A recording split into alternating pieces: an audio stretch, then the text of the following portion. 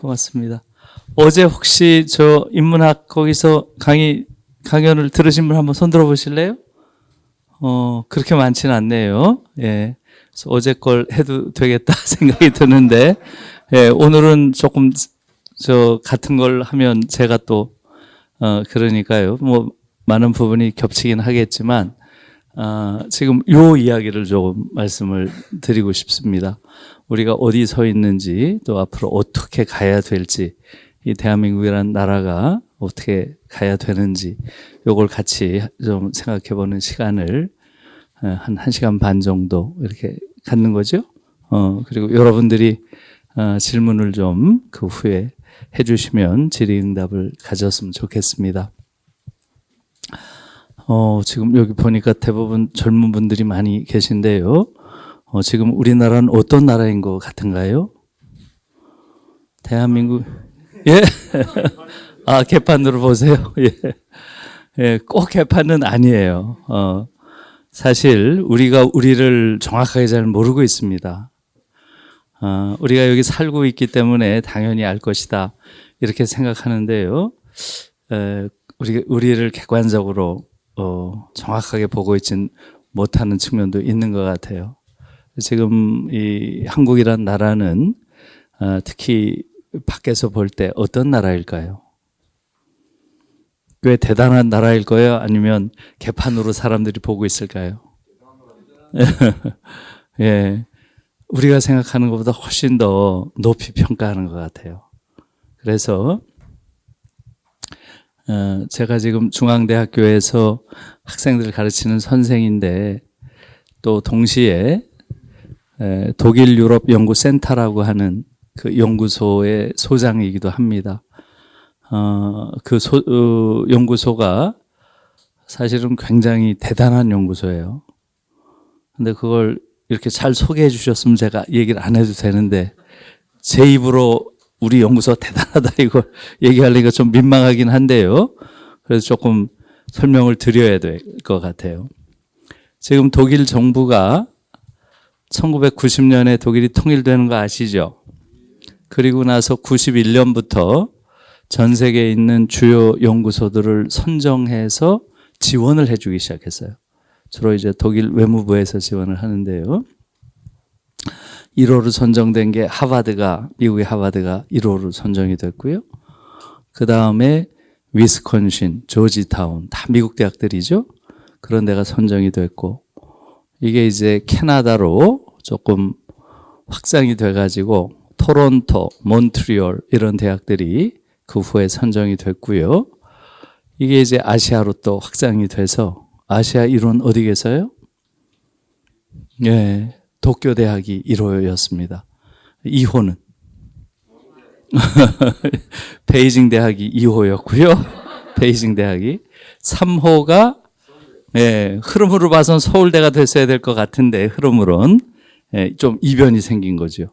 중앙대가 아시아에서는 3번째로 돼서 현재 아시아에는 3개밖에 없어요. 그래서 사실은 조금 이변인 거죠. 예. 왜 중앙대가 됐을까요? 네. 그렇게 오해하는 분들이 많은데요. 그건 아니고 공모를 했어요. 이게 다 공모입니다.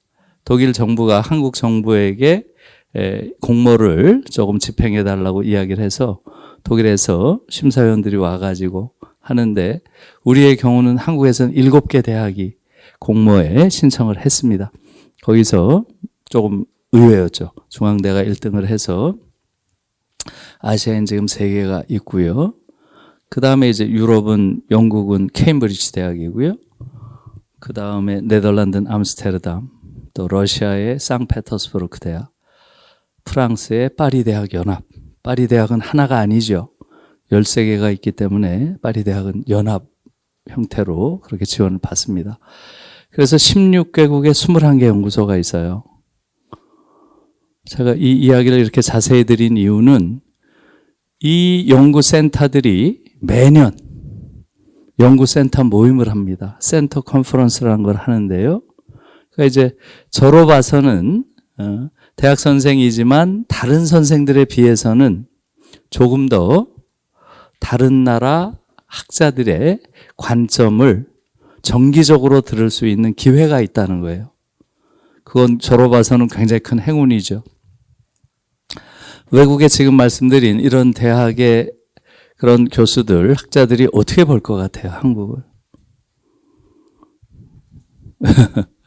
대단히 높게 봅니다. 저도 놀라서요. 한국이 이렇게 높게 평가받는 게 과연 옳은 것인지, 우리가 생각하는 것보다 훨씬 높게 봐요. 어떤 면에서 높게 볼까요? 이들이 한국에 대해서 거의 경탄하듯이 바라보는 건 바로 민주주의예요. 민주주의. 어떻게 아시아에서 이런 수준의 민주주의를 할 수 있는가? 여기에 정말로 놀랍니다. 그래서 우리는 지금 이 사회 속에서 살고 있어서 그걸 느끼지 못하지만 우리가 이룩한 민주주의라고 하는 것은 전 세계인들이 감탄하는 그러한 현상이라는 거예요. 그걸 우리가 잘 기억할 필요가 있습니다. 우리가 지금 어마어마한 걸 성취하고 있다는 걸 잘 몰라요. 엄청난 민주주의를 성취해 놨는데 그 민주주의를 활용하지 못합니다. 이것이 정말 중요한 문제예요. 우리가 쟁취한 엄청난 선물을 전혀 쓰지 못하면 있으나 마나한 거죠. 그래서 이 민주주의에 대해서는 정말로 우리의 상상을 초월하는 수준으로 평가를 받고 있습니다. 여러분, 2019년 가기 전에 2016년에 독일의 굉장히 유명한 그 신문이 있습니다. 디자이트라고 하는 신문인데요. 이건 뭐 유럽에서 가장 권위 있는 신문 중에 하나다 이렇게 얘기해도 과언이 아닌데요. 여기서 이런 칼럼이 실렸어요. 이제 미국과 유럽은 한국에서 민주주의를 배워야 한다. 이게 2016년 12월 3일자에 디자이트라는 데서 실린 거예요. 정말 놀라운 칼럼이죠. 이제 미국과 유럽은 한국에서 민주주의를 배워야 한다. 여러분들 별로 안 놀라는 것 같아요. 사실은 저는 그 칼럼을 읽는데 계속해서 울었어요. 계속 눈물이 나는 거예요. 맞습니다. 촛불 때예요. 2016년에 촛불이 계속 있었죠. 소위 촛불 혁명이라고 불리는 광화문에 그런 연속된 그런 데모가 있었죠. 그때예요. 왜 미국과 유럽이 한국에서 민주주의 배워야 한다고 했을까요? 미국은 누구 때문이에요? 도널드 트럼프라고 하는 모든 정신의학자들이 쟤는 제정신이 아니다 하는 사람이 대통령이 됐잖아요. 이건 정말 미국 민주주의의 수치라고 많은 사람들이 이야기를 했죠. 트럼프가 제정신이 아니다 하는 건 제 말씀이 아니고요. 당시에 미국의 주로 예일대학교와 하버드대학교 정신의학과 교수들이 20명이 트럼프의 정신 상태를 의학적으로 진단한 그러한 책을 내놨죠. 맨딜리라고 하는 한국계 미국인이에요. 예일대 정신의학과 교수가 중심이 돼서 그런 책을 썼는데요. 제목이 뭐죠? 도널드 트럼프라는 위험한 사례. 이런 제목의 책, 우리나라에 번역되어 있어요. 저는 그 맨딜리라고 하는 그 의사가 한국계예요. 그러니까 아마 맨딜리가 중심이 돼서 트럼프의 정신 상태를 좀 과학적으로 분석을 한 거예요. 왜 그랬겠어요? 미국의 대통령은 우리의 생존권을 쥐고 있잖아요. 여러분 아시죠? 전시 군사 작전권을 미국인들이 쥐고 있잖아요. 그런데 우리의 생존권을 쥐고 있는 자가 정신병자라면 어떻게 되겠어요? 정말 어처구니 없는 거죠? 그런 우려 때문에 밴드리가 한 것 같아요. 난 아주 훌륭한 사람이라고 봐요. 그래서 아무튼 미국에선 그렇게 정신의학자들이 제정신이 아니다 하는 자가 대통령이 됐으니까 미국 민주주의는 끝났다. 이런 말들이 당시 많이 나오고 있었고요. 유럽은 어떤 일이 있었나요? 2015년부터 시리아 내전이 격화되면서 많은 시리아 난민들이 발생했고요. 이 사람들이 주로 어디로 갔나요? 유럽 쪽으로 계속 옮겨갔죠. 그래서 난민의 엑소더스가 있었다. 이런 말들이 그때 막 나오던 시절이에요. 100만 이상의 난민들이 유럽으로 몰려갔고요. 그렇게 되니까 어떻게 됐겠어요? 유럽의 극우주의, 그러한 정당에서 막 이 선동을 해댄 거죠.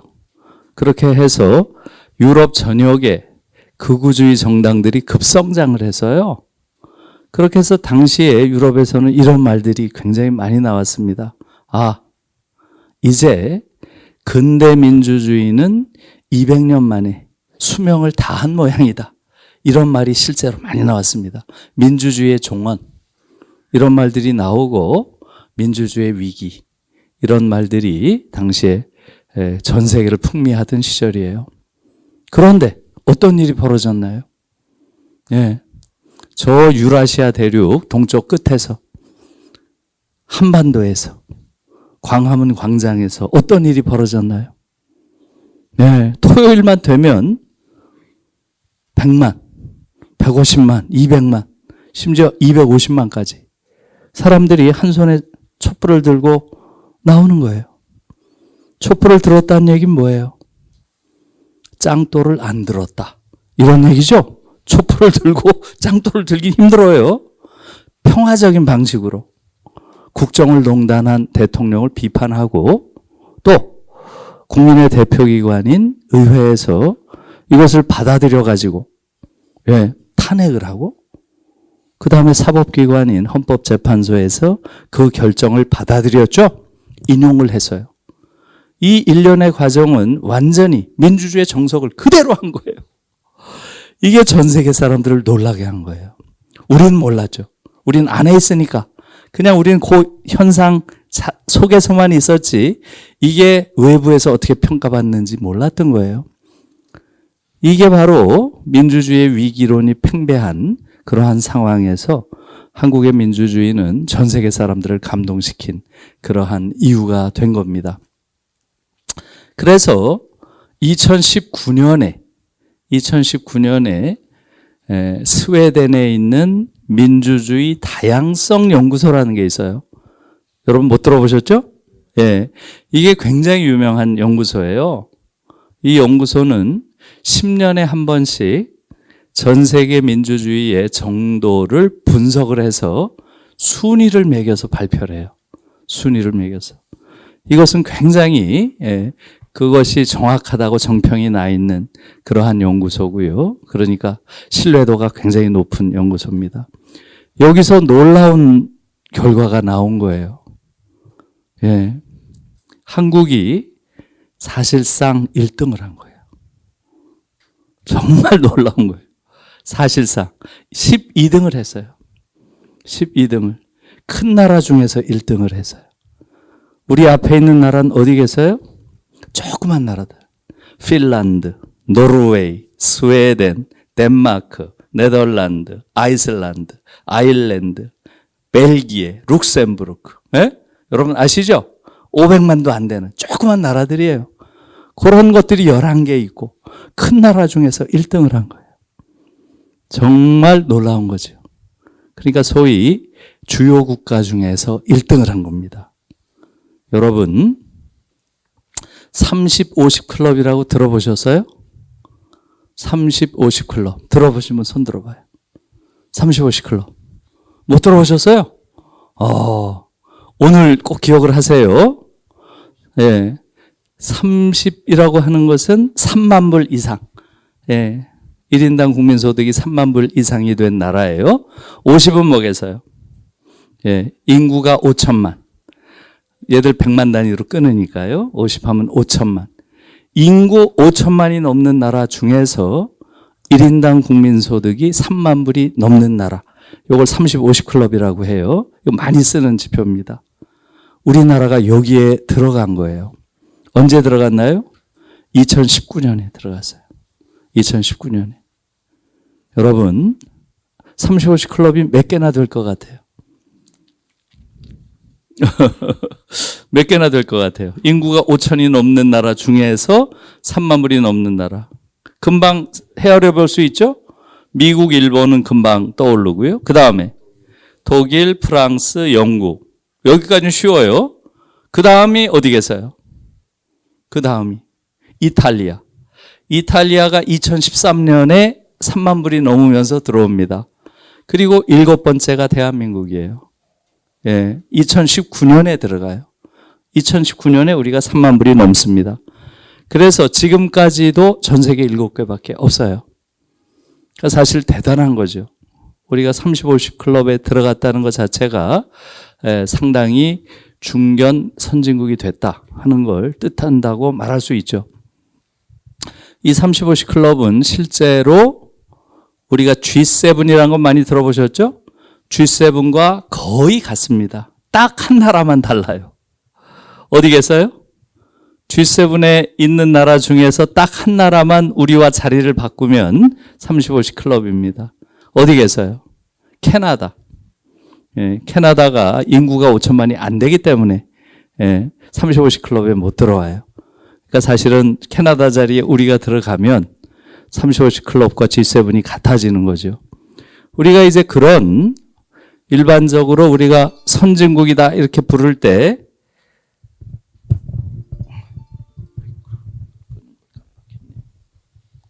선진국이라고 우리가 부를 때 이야기하는 바로 그 나라에 우리가 들어가 있는 거죠.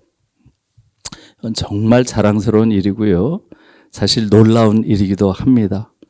우리가 이제는 더 이상 과거의 후진국이나 중진국도 아니에요.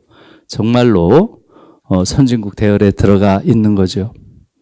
그런데 우리가 30, 50 클럽에 들어간 그 무렵에 독일에 있는 제 가까운 친구가 저에게 전화를 걸어왔어요. 30, 50 클럽에 들어갔다는 걸 봤다. 보도에서 봤다. 정말 축하한다. 유럽에서는 이걸 꽤 크게 보도한 모양이에요. 한국에선 왜 이걸 강하게 보도하는지 모르겠어요. 그래서 이분은 동북아 지역의 아주 전문가인 사회학자인데요. 저한테 묻는 거예요. 너희 나라는 근데 나머지 6나라와 달라. 뭐가 다른지 아니? 이렇게 묻는 거예요. 여러분 뭐가 다르겠어요? 네. 전쟁을 치렀다. 한국전쟁. 예. 또 다른 나라도 전쟁은 많이 치렀죠. 예. 또 뭐가 다를까요? 분단 국가다. 또 독일도 분단 국가였잖아요. 그러니까 꼭 그건 아니겠죠. 또 한번 생각해 보세요. 자원이 없다. 예. 또 어떤 게 있을까요? 그렇죠. 맞습니다. 예. 맞아요. 예, 딱 맞추셨습니다. 예. 과거 식민지를 경영한 적이 없는 유일한 나라라는 거예요. 나머지 6나라는 전부 식민지를 경영한 제국주의의 과거를 가진 나라라는 거예요. 다른 나라를 침략해서 약탈하고 지배했던 그런 과거가 다 있는 나라인데 너희만 없다. 너희는 정말 그걸 자랑스러워해야 된다. 저한테 그래요. 아주 독일에서 유명한 사회학자입니다. 저도 그 생각 못했어요. 생각을 해보니까 맞는 말이잖아요. 그래요, 안 그래요?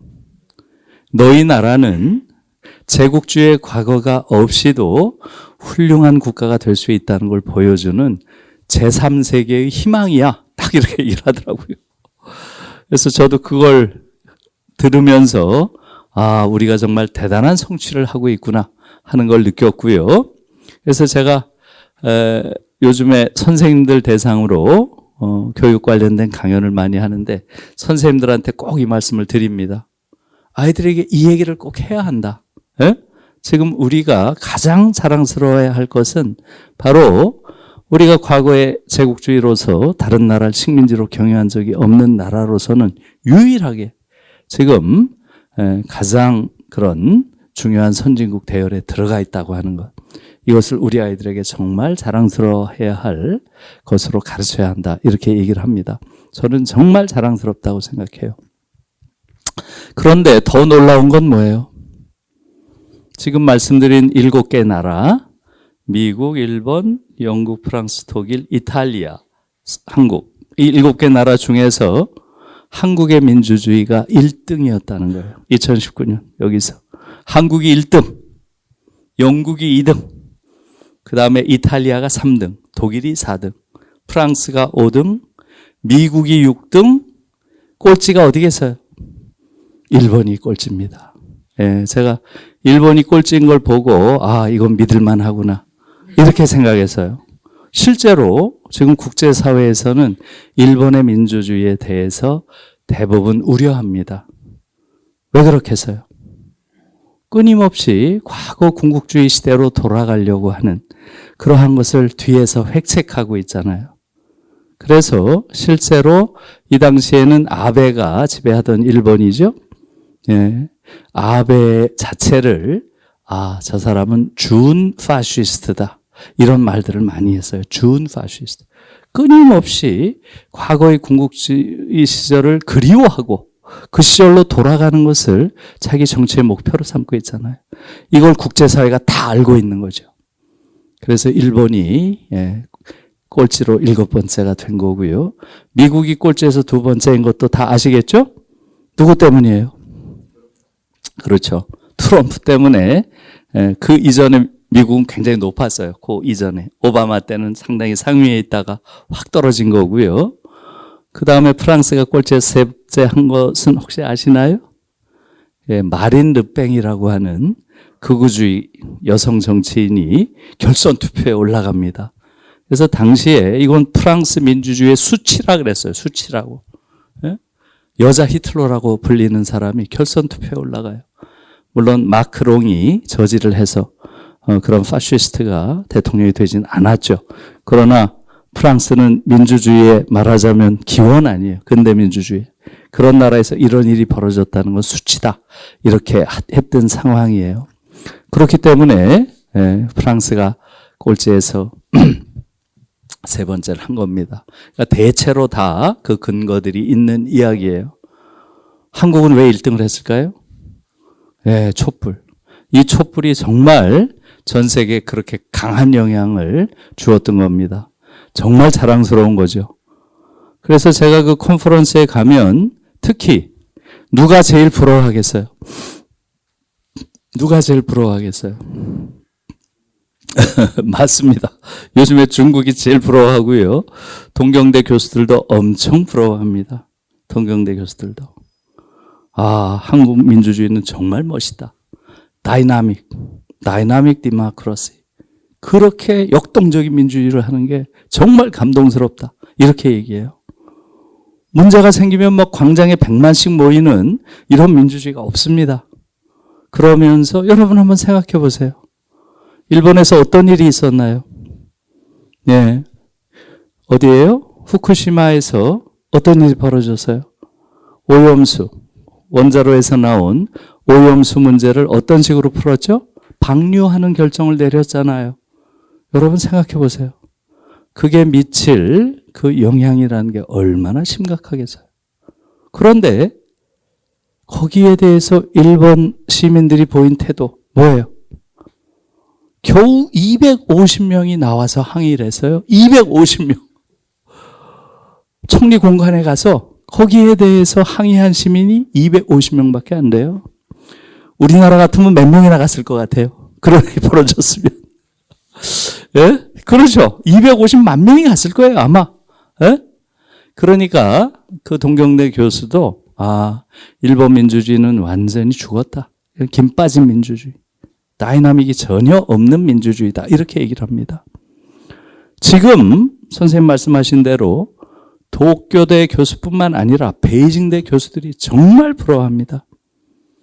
한 5, 6년 전만 해도 베이징대 교수들이 엄청 비판적이었어요. 시진핑에 대해서. 시진핑이 중국 민주주의의 숨통을 조이고 있다. 굉장히 세게 비판했습니다. 교수들을 사찰하고 심지어 강의 교재를 검열한다. 이게 말이 되냐? 이러면서 내놓고 막 비판해서요. 그런 사람들이 한 3년 전부터 말을 안 해요. 일체의 정치적인 얘기를 안 합니다. 그리고 눈에는 두려움이 가득 서려 있어요. 그러니까 중국 교수들의 눈을 딱 보면 중국 민주주의의 상태를 알 수 있어요. 지금 어떤 상태인지. 지금 거의 사망했습니다. 거의 사망했어요. 그래서 시진핑 이후에 특히 민주주의와 관련해서는 정말로 한국 민주주의에 대한 그러한 동경 같은 게 분명히 있습니다. 그걸 우리가 좀 알아야 돼요. 여러분, 특히 아시아에서는 한국 민주주의는 어떤가요? 아시아 민주주의의 상징이면서 또 희망입니다. 아시아에서 민주주의가 위협을 받는 나라, 어떤 나라인가요? 여러분 계속 보셨죠? 대만에서, 또 홍콩에서, 태국에서, 가장 최근에 미얀마에서 민주주의가 계속 반복적으로 훼손되고 있습니다. 그럴 때마다 그 나라의 민주화 운동을 하는 사람들, 이 사람들이 읽는 책이 뭔가요? 무슨 책 읽겠어요? 모여가지고 한국 민주주의의 역사를 읽는다고 합니다. 물론 영어 책으로 읽겠죠. 예? 이들이 보는 게 뭐예요? 모여서 그 책을 읽고 나서는 한국 영화를 본답니다. 택시 운전사, 알아요? 택시 운전사. 1987. 이런 걸 모여서 본대요. 그러면서 우리도 언젠가는 저런 날이 올 것이다. 그걸 보면서 운대요, 사람들이. 예.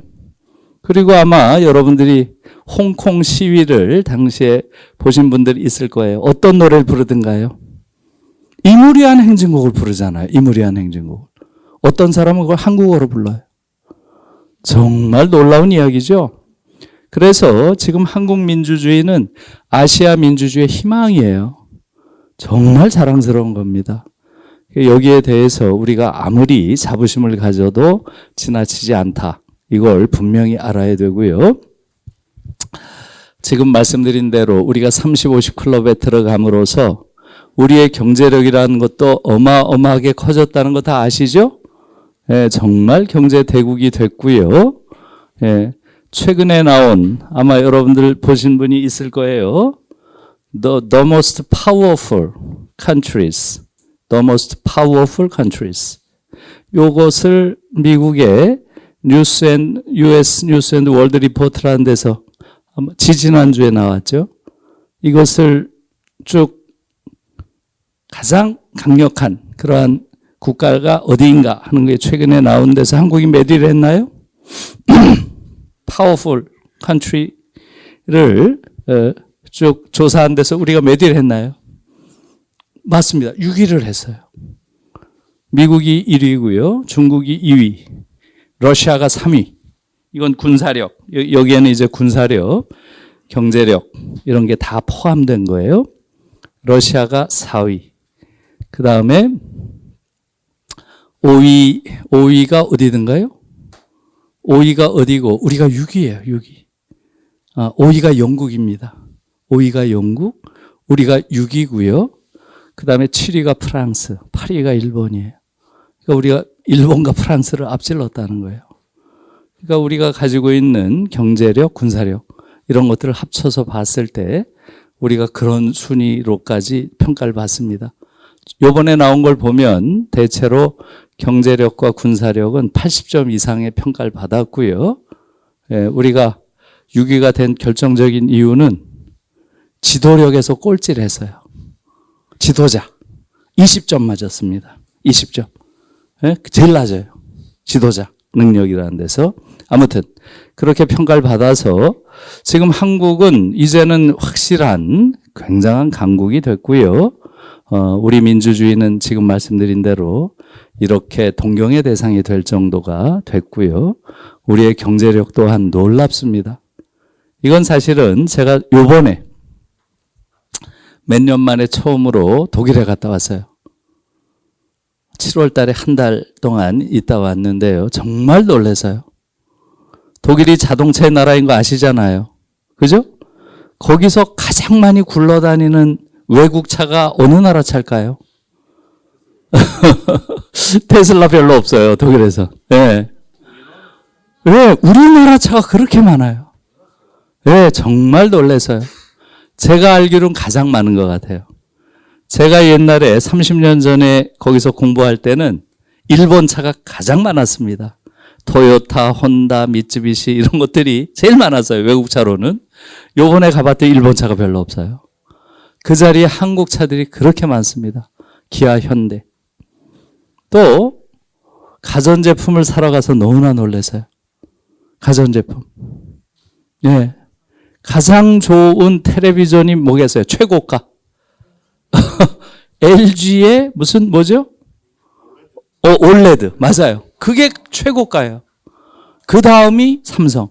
그 다음이 독일의 지멘스, 예? 또 아에게 이런 게 그 다음이에요. 중저가 쪽이 독일이고 제일 비싼 게 한국이에요. 놀랐습니다. 미국 것도 없고 일본 것도 없고 프랑스 것도 없어요. 아, 정말 놀랐습니다. 그 다음에 무슨 세탁기 또 냉장고 다 비슷해요. 핸드폰은 가장 비싼 게 어디겠어요? 아이폰이랑 삼성폰이에요.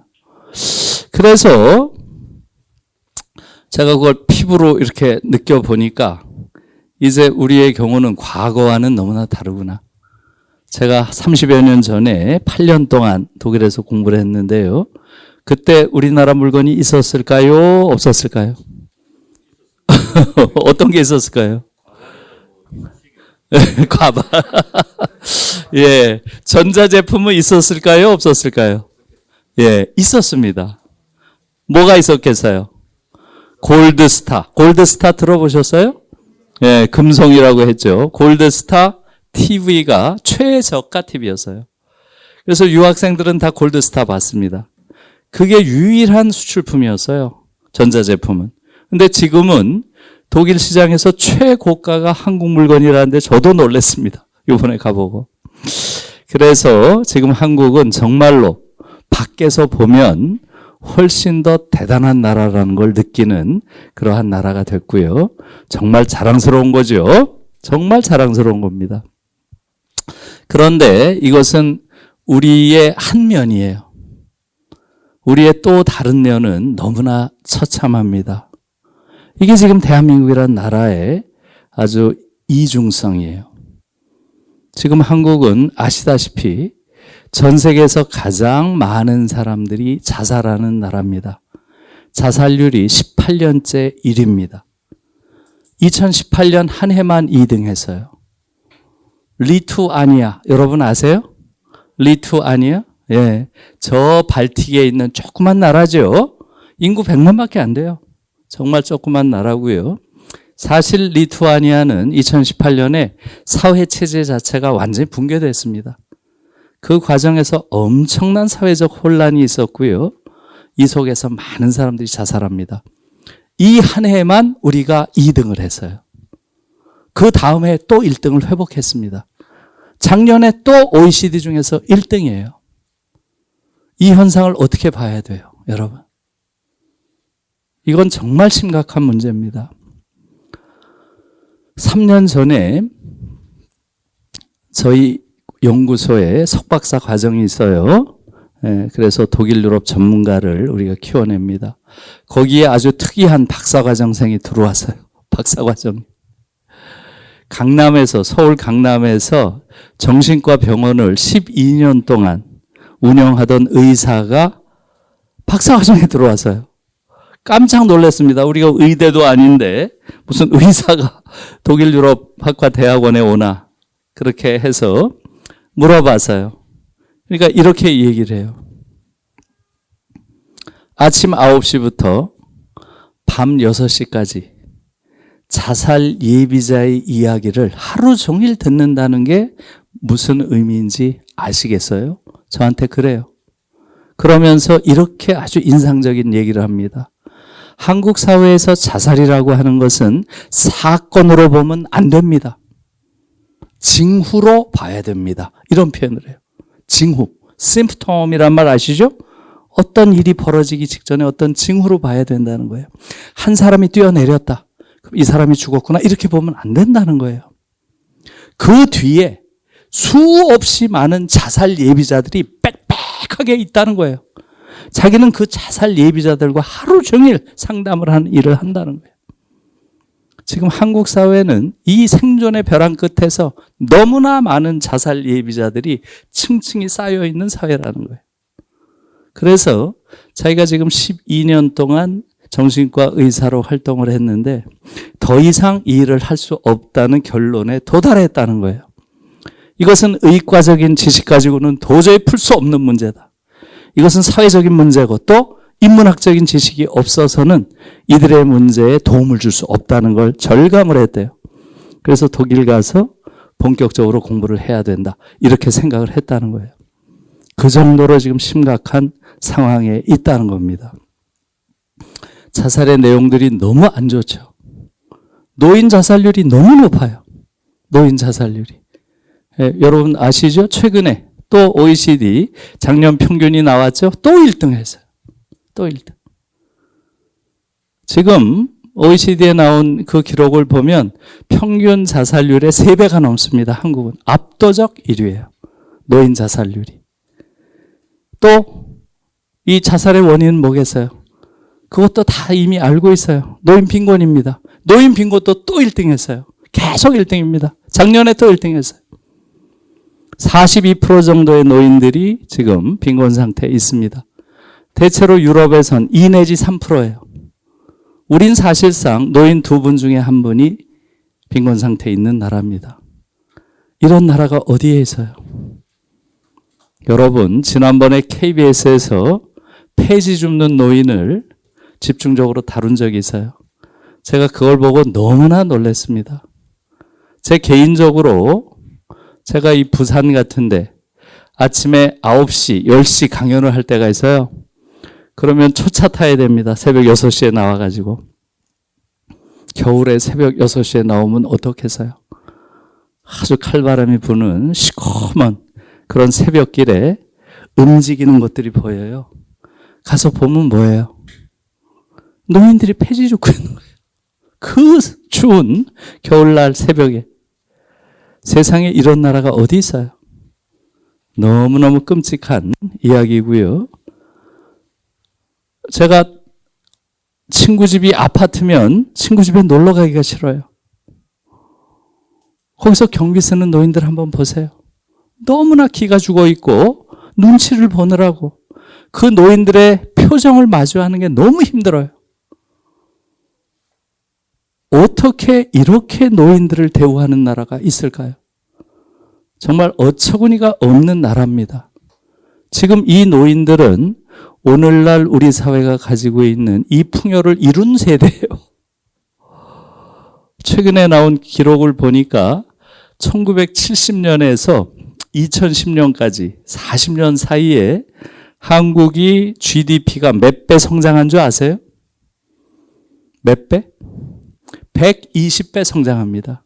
1970년이 100만 불이었어요. 100만 불. 이게 12조만 불인가 돼요. 그래서 120배 성장했다고 합니다. 그 과정에서 이러한 성장을 이룬 주역이 누구겠어요? 지금 노인분들이에요. 이분들이 이걸 이룬 것이고요. 그것을 이룬 것뿐만이 아니죠. 여러분, 지금 한국 사회가 겪어온 지난 20세기를 한번 돌아보세요. 인류 역사상 이렇게 끔찍한 정치적 비극을 모조리 경험한 근대 국가는 대한민국밖에 없어요. 여러분 생각해 보세요. 식민의 역사. 식민 상태에서 벗어났죠? 벗어나자마자 분단이 됐어요. 분단의 역사. 또 냉전의 역사. 이게 그 다음에 내전으로 또 번지죠? 내전의 역사. 군사 독재의 역사. 이걸 모조리 겪은 나라예요. 그런 나라가 지금 말씀드린 대로 이렇게 훌륭한 민주주의와 경이로운 경제 성장을 해서요. 이 과정에 어떤 분들이 계셨나요? 지금 노인분들이 그거 다 한 거죠. 그분들은 정말로 이제는 좀 편안하게 사시면서 예, 자기의 삶을 돌아보고 좀 기품 있게 자신의 마지막을 이제 살아갈 저는 권리가 있다고 봐요. 그런데 이 나라처럼 이렇게 파렴치한 나라가 어디 있어요? 완전히 노인들을 그야말로 무슨 천덕꾸러기 다루듯이 그렇게 하고 있고 그들의 삶 자체가 거의 불가능한 그러한 상황으로 몰아넣고 있습니다. 지금 전 세계에서 청년, 아동들의 자살률 또한 가장 높은 나라에 속합니다. 다 아시죠? 지금 우리나라에서는 청소년 사망 원인 1위가 지금 20년, 30년째 계속 자살이에요. 이렇게 많은 자살을 한 나라가 어디 있어요? 지금 이태원에서 주로 젊은 아이들이 한 150명 정도 희생됐습니다. 우리가 다 알죠? 그걸로 지금 온 나라가 굉장히 여러 가지 갈등 상황에 놓여 있죠. 그런데 우리는 일상적으로 아이들이 죽어간 나라예요. 이태원에서 있었던 그러한 골목길의 병목으로 인해서 죽는 것이 아니고요. 일상적으로 소위 대학 병목 때문에 매년 죽어가는 젊은이의 수가 대체로 150명대 거의 똑같습니다. 이태원과 매년 죽어가는 게. 그러니까 우리는 매년 그렇게 죽어가는데도 그걸 그냥 일상으로 이제 받아들이고 둔감해져 있어요. 이런 나라가 어디 있냐는 거죠. 여러분, 아동들이 우울한 나라예요. 아동 우울증. 이건 압도적 1위예요. 압도적 1위. 어떻게 아이들이 우울할 수가 있죠? 예? 아이들은 그냥 온 세상이 다 놀이터고 보이는 모든 게 장난감이고 호기심의 대상이고 그런 아이들이 어떻게 우울할 수가 있어요? 예. 검은 백마가 있나요? 검은 백마? 어떻게 우울한 아이가 가능해요? 형용모순이에요. 형용모순. 그런데 한국의 아이들은 기적적으로 우울합니다. 정말 놀라운 나라, 이런 나라가 없습니다. 여러분, 전 세계에서 가장 불평등한 나라인 거 아세요? 지금 대한민국이 전 세계에서 가장 불평등한 나라인 거 아세요? 모르시죠? 불평등하다 이건 알죠? 이건 아는데 전 세계에서 가장 불평등하다 이거는 잘 모르겠죠? 예. 그래서 제가 작년 1월 2일 날 KBS의 쌤과 함께란 프로에 나가서요. 거기서 한국 사회가 얼마나 불평등한 사회인지 하는 이야기를 다뤘습니다. 여러분들이 들어가서 한번 보세요. 그것도 뭘 근거로 했을까요? 가장 최근에 나온 세계적으로 가장 권위 있는 지표를 가지고 했어요. 토마 피케티. 여러분 아세요? 예. 프랑스 파리 경제대학의 교수입니다. 이분은 경제학 중에서도 불평등 문제의 세계적인 권위자예요. 그래서 피케티가 세계 경제연구소의 소장을 하고 있는데요. 여기서 매년 세계 불평등 보고서를 냅니다. World Inequality Report 2022. 그러니까 제가 작년에 한 건 2021을 근거로 해서요. 그걸 보면 한국은 어느 정도 불평등한가요? 상위 10%가 가지고 있는 부와 하위 50%가 가지고 있는 부 몇 배 차이가 날까요? 이렇게 재요. 피케티는 기본적으로. 상위 10%가 가지고 있는 부의 평균값, 그 다음에 하위 50%가 가지고 있는 부의 평균값, 이게 몇 배 차이가 나는가, 이걸로 불평등을 재고 있습니다. 몇 배 차이 날 것 같아요? 한국이 1000배. 1000배 안 나겠죠. 아니, A라는 집과 B라는 집이 부가 한 5배 차이 난다. 어때요? 어마어마한 차이 아니겠어요? 5배만 차이가 나도? 근데 지금 한국에선 부자와 빈자의 차이가 피케티에 따르면 몇 배라는 거예요?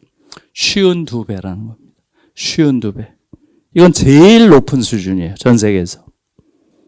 실제로 하위 50%가 차지하고 있는 부가 전체 부의 몇 프로나 될까요? 전체 부의 몇 프로 정도 될 것 같아요? 하위 50%가 차지하고 있는 부가 10%가 안 됩니다. 몇 프로예요? 피케티에 따르면 한국의 경우는 5%입니다. 정확한 게 5.9%예요. 그냥 5% 정도로 알면 됩니다. 예. 그러니까 한국은 상위 50%가 가지고 있는 부가 95%를 차지하고요. 하위 5%, 50%가 차지하는 게 5%밖에 안 돼요. 사실은 이 말은 한국인의 절반이 부채 상태거나 무산자란 얘기죠. 5%라는 게 말이 돼요? 이 정도로 지금 불평등이 심각하고요. 그래서 여러분 정태인 씨라고 혹시 아세요? 정태인. 잘 모르세요? 예, 정태인. 2달 전쯤 돌아가셨어요. 이분이 한국 제야 경제학자로는 가장 훌륭한 분입니다. 노무현 정부 때 그 청와대 경제 그 비서관도 했던 분인데요. 이분이 피케티 그 불평등 연구를 가장 깊이 있게 한 분이에요. 이분에 따르면 지금 한국은 전 세계에서 가장 불평등한 나라가 아니라고 합니다. 이분은 이렇게 얘기를 해요. 한국은 자본주의 역사 250년 동안 지금 한국처럼 이렇게 불평등한 공동체는 없었다는 거예요. 자본주의 역사상 가장 불평등한 사회라는 거예요. 그 정도까지 얘기를 하고 있습니다. 그 근거가 뭐겠어요? 이분이 피케티 제자예요. 피케티 베타 지수라는 걸 가지고 여러분들이 들어가서 한번 찾아보세요. 네? 그러한 이야기를 하고 있습니다. 인류 역사상 가장 불평등한 사회는 바로 1830년 프랑스 혁명기였다는 거예요. 1830년. 여러분 중에서 아마도 레미제라블이라고 하는 오페라 영화 보신 분이 있죠? 예. 그걸 보시면 어때요? 정말 너무너무 비참한 The Miserable, 비참한 사람들이란 뜻이죠, 원래. 예. 너무너무 비참한 공궁 속에서 살아가는 프랑스 민중들의 이야기죠. 그걸 배경으로 하고 있어요. 그게 1830년 혁명입니다. 그때가 역사상 최악의 불평등이 심한 때였다는 거예요. 그게 얼마예요? 7.2라고 합니다. 피케티가 재보니까. 그런데 지금 한국 사회는 9래요, 9. 정태인 씨의 말에 따르면. 그래서 이게 높을수록 더 불평등하다는 거예요. 그래서 실제로 이 정태인 씨는 이러한 정도의 불평등 사회에서 혁명이 일어나지 않은 사례가 없다. 이렇게 얘기를 해요. 한국 사회에서 이 정도 불평등인데도 혁명이 일어나지 않는다는 게 희한한 일이다. 이렇게 얘기를 해요. 그래서 제가 이 이야기를 그 KBS 쌤과 함께 그 프로에서 했어요. 예. 한국 사회가 정말 어느 정도 사회인지를 우리가 자각할 때가 됐다. 그런데 왜 한국 사회는 혁명이 안 일어나죠? 왜 한국 사회는 혁명이 안 일어나요? 예, 사실은 희한한 거예요. 예. 왜 안 일어날까요? 그러려니. 예. 예? 교육의 문제죠. 맞습니다. 지금 한국에서 혁명이 안 일어나는 이유는 능력주의 때문이에요. 한국인들을 완전히 사로잡고 있는 이념은 능력주의입니다. 한국인들은 나의 불행을 나 자신에게서 찾습니다. 사회 구조나 그런 경제적인 모순 속에서 찾지를 않습니다. 나의 모든 불행은 내가 못나서, 내가 공부 안 해서, 내가 좋은 대학 못 가서, 내가 스카이 못 나와서 전부 자기 자신에게서 찾아요. 한국 자본주의가 얼마나 약탈적이고 한국 자본주의가 가지고 있는 사회적 정의가 얼마나 취약한지 이런 걸 묻지 않습니다. 그러니까 지금 한국인들은 이러한 불평등 속에서도 이 불평등을 비판하고 저항하고 혁명을 도모하기보다는 뭐 하나요? 자기를 죽입니다. 자기를 죽여요. 그래서 자살률이 세계 1위인 거예요. 이게 지금 한국 사회의 구조입니다, 지금. 사실은 한국 사회에서 사회적 변혁에 대한 움직임이 없는 가장 중요한 이유는 능력주의라는 이데올로기가 한국인들의 모든 저항과 비판의 잠재력을 죽이고 있기 때문이죠. 이게 지금 우리의 현실이에요. 여러분, 남녀 차별이 가장 심한 나라입니다. 여러분 아시죠? 아시죠? OECD 안에 유리천장 지수라는 게 있다는 거 아시죠? 예. 유리천장 지수가 생긴 게 9년 됐습니다. 9년. 이 9년 동안 한국은 단 한 번도 1등 자리를 빼앗긴 적이 없어요. 한 번도. 계속 차별지수 1위입니다. 저는 그래서 한국이 9년 동안 계속 남녀차별이 가장 심한 나라로 되어 있구나 했더니 요번에 나온 지표를 보니까 제가 잘못 봤더라고요. 한국이 1996년에 OECD에 처음 들어가는데 96년 이래로 지금까지 단 한 번도 1등 자리를 빼앗긴 적이 없대요. 26년째 가장 OECD 국가 중에서 남녀차별이 심한 국가로 되어 있다는 겁니다. 놀라운 이야기예요.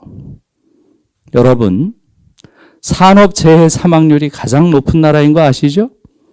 이건 무려 23년 동안 1위예요. 23년 동안. 너무 많아요. 너무 많아요. 중간에 3번 2등했어요. 중간에 3번. 2000년부터 2020년까지 얼마나 많은 노동자들이 일하다가 죽었는지 아세요? 2000년부터 2020년. 20년 동안 4만 6천 명의 노동자들이 일하러 갔다가 집에 못 들어오고 있습니다. 여러분, 이게 상상이 가세요? 1년당 2,200명 이상의 노동자들이 죽어갔습니다. 지금 문재인 정권 들어서는 더 많이 죽었어요. 도대체 이게 있을 수 있는 이야기예요? 이것은 정부가 의지만 있으면 얼마든지 잡을 수 있는 겁니다. 노동자들을 살릴 수 있었던 거예요. 4만 명 이상의 노동자를. 이것을 보여주는 대표적인 사례가 영국입니다. 영국이 유럽에서 가장 산업재해 사망률이 높은 걸로 악명이 높은 나라였어요. 그래서 마침내 2008년에 한 지금 15년 됐죠? 2008년에 법안을 새로 만듭니다. 제일 먼저 한 게 뭐겠어요? 제일 먼저 한 게 이름부터 바꾼 겁니다. 산업재해법이 아니라는 거죠. 뭐라고 바꿨을까요? 기업살인법으로 바꿨습니다. 기업살인법. 이름 자체를 기업살인법으로 바꿨어요. 이것은 기업이 비용을 아끼기 위해서 사람 죽인 거죠. 기업살인이죠. 기업살인법으로 이름을 바꾸고 살인에 준하는 강력한 벌을 주도록 법안을 개편했습니다. 이루고 나서 3년 만에 유럽 최악의 국가였던 영국이 유럽에서 가장, 지금 세계에서 가장 기업 살인율이 낮은 나라가 됐습니다. 이것은 정부가 의지만 있으면 노동자들의 생명 살릴 수 있다는 걸 보여주는 거죠. 지금 제가 재작년 지표를 보니까 한국이 영국보다 20배 정도 높더라고요. 예? 기업 살인율이. 지금 그러니까 재작년에 어떻게 했어요? 지금 거대 정당 둘이 새로운 법을 만들었죠? 예, 소위 중대재해기업 처벌법 이렇게 했다가 중대재해기업법 했다가 또 기업을 빼서요. 중대재해법 이렇게 지금 바꿔가지고 뭘 하는 건지 모르겠어요. 그 법이. 누더기를 만들어 놨습니다. 근데 지금 윤석열 정부에서는 이 누더기도 더 강력하게 규제해서 사실상 아무런 의미가 없게 만들어 놨어요. 이게 지금 한국의 현실입니다. 여러분, 이렇게 되다 보니까 어떻게 되나요? 젊은이들이 어떻게 되나요? 이 나라는 인간이 살 곳이 아니구나. 이렇게 생각해서 아이를 낳지 않습니다. 지금 출생률이라고 하는 게 세계 꼴찌인 건 뭐 여러분 다 아시죠? 이것은 세계 기록을 계속 경신하고 있습니다. 0.97부터 시작을 해서 96, 94, 그 다음에 87, 85, 지금 올해는 7단위, 7, 8 정도가 예상된다고 합니다. 이것은 계속 인류 역사에서 최악의 출생률을 보이는 거예요. 그래서 많은 미래학자들이 뭐라고 하나요? 출생률 저하에 의해서 소멸할 나라. 여기에 대해서는 뭐 다 만장일치가 돼 있습니다. 대한민국이 첫 번째다. 이렇게 돼 있어요. 여러분, 왜 이렇게 아이를 안 낳을까요? 맞아요. 결혼도 안 하고 결혼해도 안 낳겠다는 거예요. 그래서 제가 이걸 주제로 우리 제자들이랑 제가 동문과 선생이기 때문에 대부분 다 여학생이에요. 지난번에 우리 대학원생 5명이랑 이 이야기를 한 적이 있습니다. 여러분들은 어떻게 할 겁니까? 제가 물어봐서요. 그랬더니 5명인데 5명 전원이 아이를 안 낳겠대요. 정말 충격을 받았습니다. 저는 당연히 한 2-3명 정도가 아이고 저는 애 안 낳을 거예요. 이럴 줄 알아서요. 그 정도가 아니에요. 전원이 안 낳겠대요. 예. 그래서 예. 이유를 물어봤어요, 제가. 이유가 뭐냐? 그랬더니 한 학생이 그러는 거예요. 이 지옥 속에 내 아이를 쳐넣을 자신이 없어요. 예? 그렇게 얘기를 해요. 다른 아이들이 또 다 끄떡거립니다. 그러면서 한 해는 또 이런 말을 해요. 학교 다니던 시절에 행복했던 기억이 한 번도 없어요. 예? 너무 처참한 이야기예요. 그러니까 특히 자신이 받았던 교육 과정, 이 과정에서 자기가 느꼈던 어떤 모멸감들, 예? 이런 불행한 의식들, 이걸 내 아이에게 또 느끼게 하고 싶지 않다는 거예요. 너무나 끔찍한 이야기입니다. 어찌 보면 경제적인 문제보다 이런 교육이 주었던 아픈 추억들, 상처들, 이런 것들이 한국 사회의 이런 저출산의 중요한 원인이구나 하는 걸 제가 좀 보았고요. 그러다 보니까 젊은 사람들은 지금 이 나라는 지옥이다 이렇게 얘기를 하는 거죠. 예, 헬조선이다. 헬조선이다라는 말에 동의하는 젊은이가 무려 82%라고 합니다. 그러니 이 나라는 떠나는 게 답이다. 탈조선 하는 게 답이다. 이렇게 말하는데 동의하는 젊은이가 약 75%라고 합니다. 여러분, 이쯤 되면 어때요? 완전 망한 나라죠. 살아있는 사람은 자살하고 새로 아이는 낳지 않고 이 나라를 젊은이들이 떠나려고 하고 이게 망한 나라 아니고 어떤 나라입니까? 자, 지금 제가 2가지를 이야기를 했죠? 여러분 이제 잘 보셔야 돼요. 우리는 지금 어마어마한 나라가 됐다 그랬죠? 어마어마한 나라가 돼서요. 지금 전 세계가 감동하는 민주주의와 정말로 경이로운 경제 성장을 한 나라예요. 이런 나라 없습니다. 그런데 왜 우리 국민들의 삶은 이렇게 고통스럽고 불행하죠? 제가 여기 와서 보니까 여기 상지에 다니는 분들만 행복한 것 같아요. 여기 분들은 다 얼굴이 너무 좋아요. 예? 일반적으로 왜 우리 한국인들이 이렇게 불행 상태에 있을까요? 여러분, 지금 제가 한국 사회를 묘사한 것에 대해서는 대부분 동의를 하시나요? 예? 우리가 이룬 것과 우리가 잃고 있는 것, 이룬 것과 잃은 것. 이것을 지금 제가 묘사를 한 거예요. 그러면 너무 이상하잖아요. 왜 이런 현상이 생겼을까요? 제가 학교 다닐 때는 한국 사회의 모든 문제는 저 군인들, 육군 소장들, 쿠데타를 한 인물들, 박정희, 전두환, 노태우라고 하는 그런 군인들이 이러한 민주적인 질서를 다 짓밟아서 이런 불행이 생긴다. 이렇게 생각했어요. 우리 세대는. 그러니까 저들을 없애면 좋은 사회가 올 것이다. 이렇게 생각을 했죠. 지금 이 육군 소장들은 다 무덤에 들어가 있잖아요. 그래요, 안 그래요? 예? 지금 민주화 됐잖아요. 전 세계가 한국민주주의 경탄하잖아요. 그런데 왜 한국 사회는 이렇게 불행한 사회가 되었죠? 그 후에는 그렇게 생각했죠. 아, 정권 교체가 안 돼서 그래. 김대중으로 정권 교체 됐잖아요. 더 나아졌나요? 그 다음은 또 뭐라 그랬어요? 아, 외환위기. 외환위기 때문에 김대중 정부는 개혁정책 못한 거야. 그렇게 또 익스큐즈가 됐어요. 그 다음에 노무현, 문재인. 더 나아졌나요? 민주정부에서? 아니잖아요. 어떤 면에서는 더 나빠졌죠. 오히려 더 보수적인 정당에서 국민들을 대상으로 파퓰리즘적 정책을 펴서 어떤 면에서는 그쪽에서 더 조금 더 나은 정책을 편 적도 많아요. 여러분, 왜 이렇게 됐을까요? 누가 좀 말씀해 보실래요? 이건 정말 수수께끼 같은 일이에요. 불가사의한 일입니다. 예? 왜 이렇게 됐을까요? 선생님 한번 진단해 주세요. 한두 가지 원인이 아니겠죠. 이 원인은 복합적이겠죠? 그러니까 선생님 어떻게 생각하세요? 제일 큰 원인이 어디에 있는 것 같아요?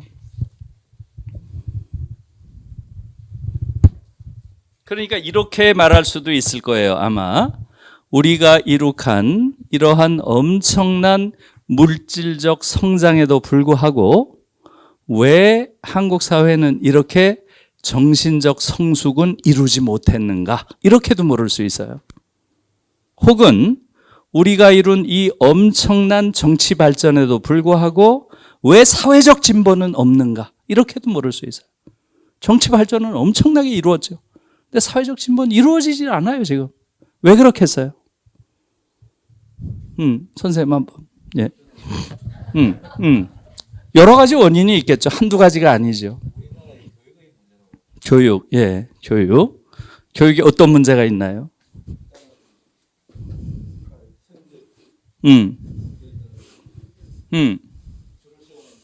예. 예, 아주 중요한 말씀이죠. 교육에 큰 문제가 있죠. 맞습니다. 예. 지금 우리 교육의 문제는 우선 한국 교육의 그러한 질 자체도 상당히 뒤떨어지고요. 지금 전 세계에서 대학 입학 시험을 기계가 채점하는 나라 한국밖에 없어요. 그거 분명히 아셔야 돼요. 주요 국가 중에서 가장 결정적인 시험, 대학 들어간 시험이죠? 그 시험을 기계가 채점한 유일한 나라예요. 이게 지금 한국인들의 지적 능력을 떨어뜨리는 결정적인 요인이에요. 맞아요. 그 중요한 요인이죠. 기계가 채점한다는 얘기는 뭘 뜻해요? 기계가 채점한다는 얘기는 뭘 뜻해요? 예, 그렇죠. 정해져 있는 정답이 있다. 이거예요. 그렇죠? 그러면 이 기계가 채점하는 문제는 누가 가장 잘 풀겠어요? 인간이 잘 풀겠어요? 컴퓨터가 잘 풀겠어요? 예? 컴퓨터는 전부 만점 맞겠죠? 그래요, 안 그래요? 그러한 시험을 왜 봐야 돼요? 질 낮은 컴퓨터를 기르는 게 교육의 목표예요? 이건 어처구니 없는 일이에요. 지금 한국에서 벌이고 있는 건. 어느 나라에서나 시험에서 학생들에게 묻는 건 뭐예요? 네 생각은 뭐니? 이걸 묻는 거예요. 어떤 문제를 내주고 다 쓰는 거죠. 여기에 대해서 비판적으로 당신의 관점을 논하라. 이게 어느 나라나 쓰는 시험 문제예요. 한국만 정답을 골라라요.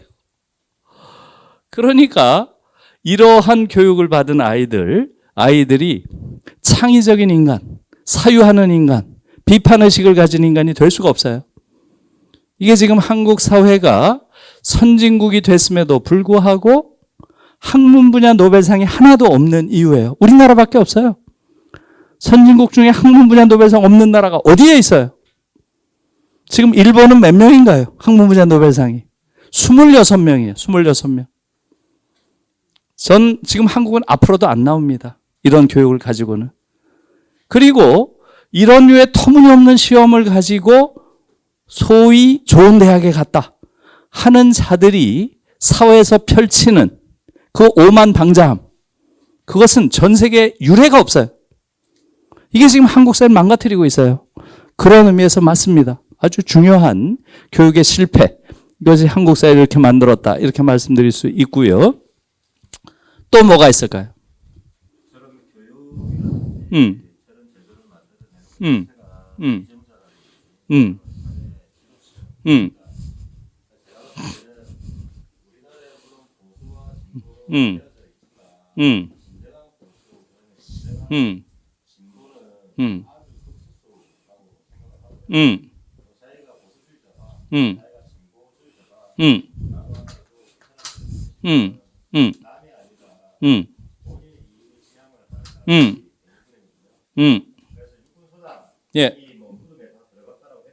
예. 예. 예. 어. 예. 그런 위정자들을 갖고 와야 되는데 예. 우리 정치에 음. 그게 관심이 없다. 그래서 우리나라가 지금 개판이다. 이게 개판인 건 알겠는데요. 그러니까 좀 요약해서 말씀하시면 너무 여러 가지 이야기를 하셔가지고. 여기서 말씀을 예. 드리면 위정자, 사회 지도층 이 개판이다. 예, 좋아요. 엘리트의 무능 이렇게 하면 될까요? 예, 고맙습니다. 예, 아주 중요한 말씀이죠. 예, 무능할 뿐만 아니라 무능이라기보다는 예, 열심히 그렇죠. 무능 또 무능 탐욕, 예, 엘리트의 무능 탐욕, 예, 오만, 예, 뭐 이런 것들 엘리트의 문제다. 아주 중요한 말씀이에요. 지금 예,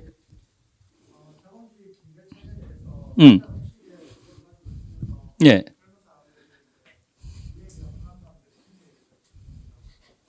예, 고맙습니다. 예. 지금 자본주의 체제 안에서도 한국 자본주의는 너무 승자 독식이다. 그런 말씀이죠? 예. 아주 중요한 말씀이고요. 예, 선생님. 예.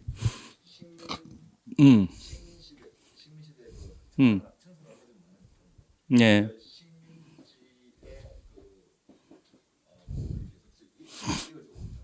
예.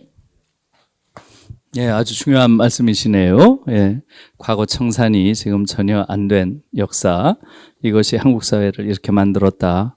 정말 중요한 말씀이고요. 예. 과거 청산은 어떻습니까? 예. 지금 전 세계에서 우리는 과거 청산 안 된 나라를 자꾸 일본을 쳐다보는데요. 일본 쳐다볼 일이 아니죠. 우리 자신을 봐야죠. 예? 지금 한국처럼 이렇게 과거 청산이 안 된 나라는 없어요. 과거 청산이 안 된 정도가 아니죠. 일본군 장교였던 자가 대통령이 된 나라고요. 그 딸이 또 대통령이 되는 나라예요. 이렇게 부끄러운 역사가 어디 있어요? 이것은 유례가 없습니다. 이런 사례는. 그리고 단 한 번도 과거 청산이 된 적이 없어요. 군사 독재의 과거, 이게 청산된 적이 있나요? 양민 학살의 과거, 청산된 적이 있나요? 사법살인의 과거, 청산된 적이 있나요? 군사 독재 시대에 판사들이 넥타이를 메고 수없이 많은 사람을 죽였어요. 법의 이름으로. 사법살인이죠. 그 중에 단 한 명의 판사도 자신의 과거를 뉘우치고 반성한 적이 없어요. 그거 봤어요? 친일한 자들이 친일 과거에 대해서 반성한 적이 있나요? 오히려 친일파들이 반민특위 위원들을 무장해제시키고 깜빵에 쳐넣은 나라예요. 김원봉이라고 하는 그 사례는 너무나 대표적인 사례죠.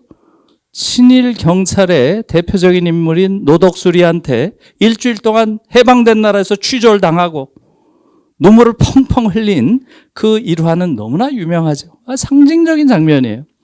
그래서 그런 과거 청산되지 않은 우리의 과거가 지금 여전히 우리 현재를 불구하고 있다. 너무나 중요한 말씀이고요.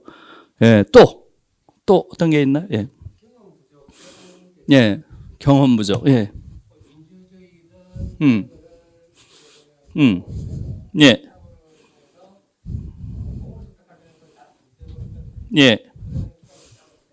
예.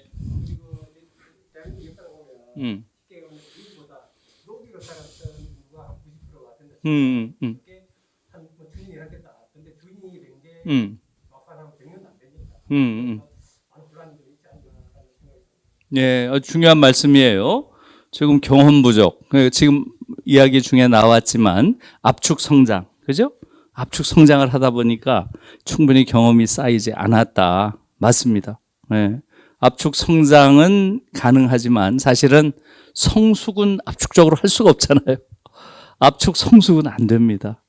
그러니까 지금 어찌 보면 한국 사회는 압축 성장의 부작용들이 지금 많이 나타나고 있는 것이다. 말하자면 거기서 생긴 경험 부족 같은 것들이 한국 사회 발목을 잡고 있다. 네, 아주 중요한 말씀인 것 같아요. 또 지금 여러분들이 말씀하신 것이 합쳐져서 지금 이런 문제를 만들어내고 있겠죠? 또 한번 누가 말씀해 보실래요? 좋습니다. 제가 그러면 제 나름의 관점을 말씀드릴게요. 저는 지금 한국 사회에 이런 이해할 수 없는 불가사의한 일이죠. 우리 민주주의가 잘 되면 이제 좋은 사회가 될 거라고 믿었고, 경제 성장이 되면 모든 사람들이 보다 행복한 삶이 가능하리라고 당연히 전제했죠. 그런데 그렇지 않다는 거죠. 그 가장 중요한 이유는 어디 있겠어요? 쉽게 말하면 이거죠. 지금 우리의 삶을 규율하는 모든 것들은 어디서 결정되나요? 여의도에서 결정되죠? 여의도 국회에 앉아있는 300명의 사람들, 이 사람들이 법이란 이름으로 우리의 삶을 실질적으로 규율하는 그러한 어떤 것을 만들고 있죠. 그게 법이죠. 그들이 누군가? 그들을 보면 알 수 있죠. 그들이 누군가요? 여의도에 앉아있는 300명이 있죠? 그들이 누구예요? 어떤 자들이에요? 그들의 정체는 뭔가요? 예, 그걸 보면 알 수 있어요. 여러분, 지금 여의도에 300명이 앉아 있는데요. 그 중에 294명이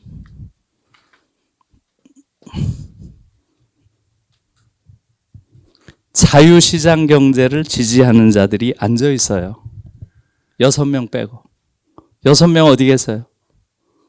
정의당.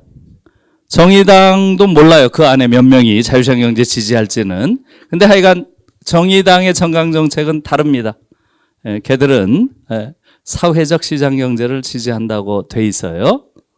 그러니까 294명, 99%가 자유시장 경제를 지지한 자들이 앉아있다는 얘기예요. 그렇죠? 예. 이런 나라는 지구상에 없어요. 대한민국밖에. 이것이 한국 사회의 근원적인 문제입니다. 국민들이 이걸 몰라요. 아직도.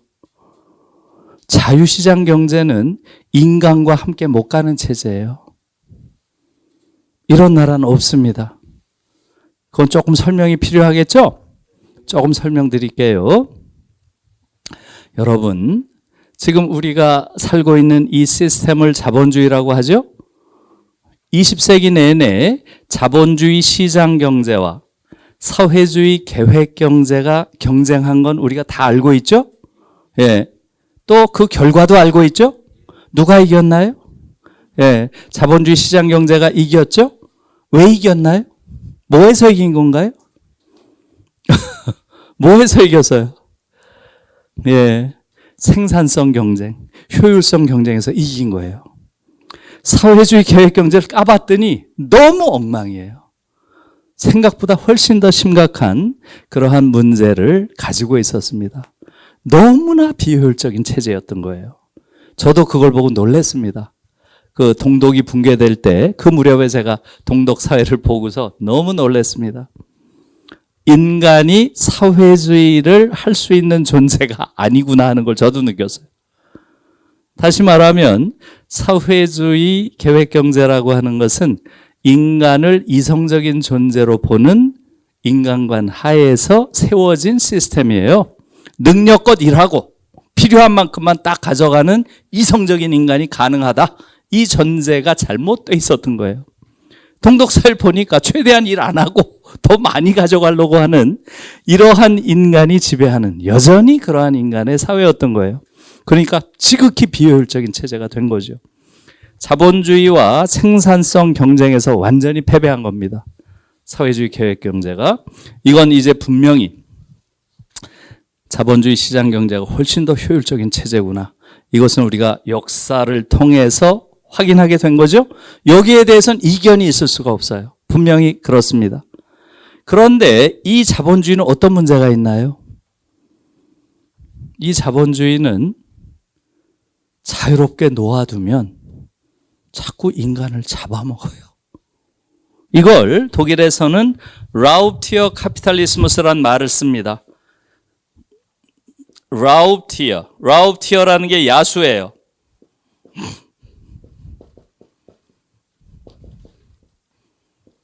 라우티어 카피탈리스무스, 야수 자본주의. 야수 자본주의 이런 표현을 많이 써요. 여러분들이 이 야수 자본주의라는 표현을 앞으로도 많이 쓰면 좋겠어요. 굉장히 중요한 표현이에요.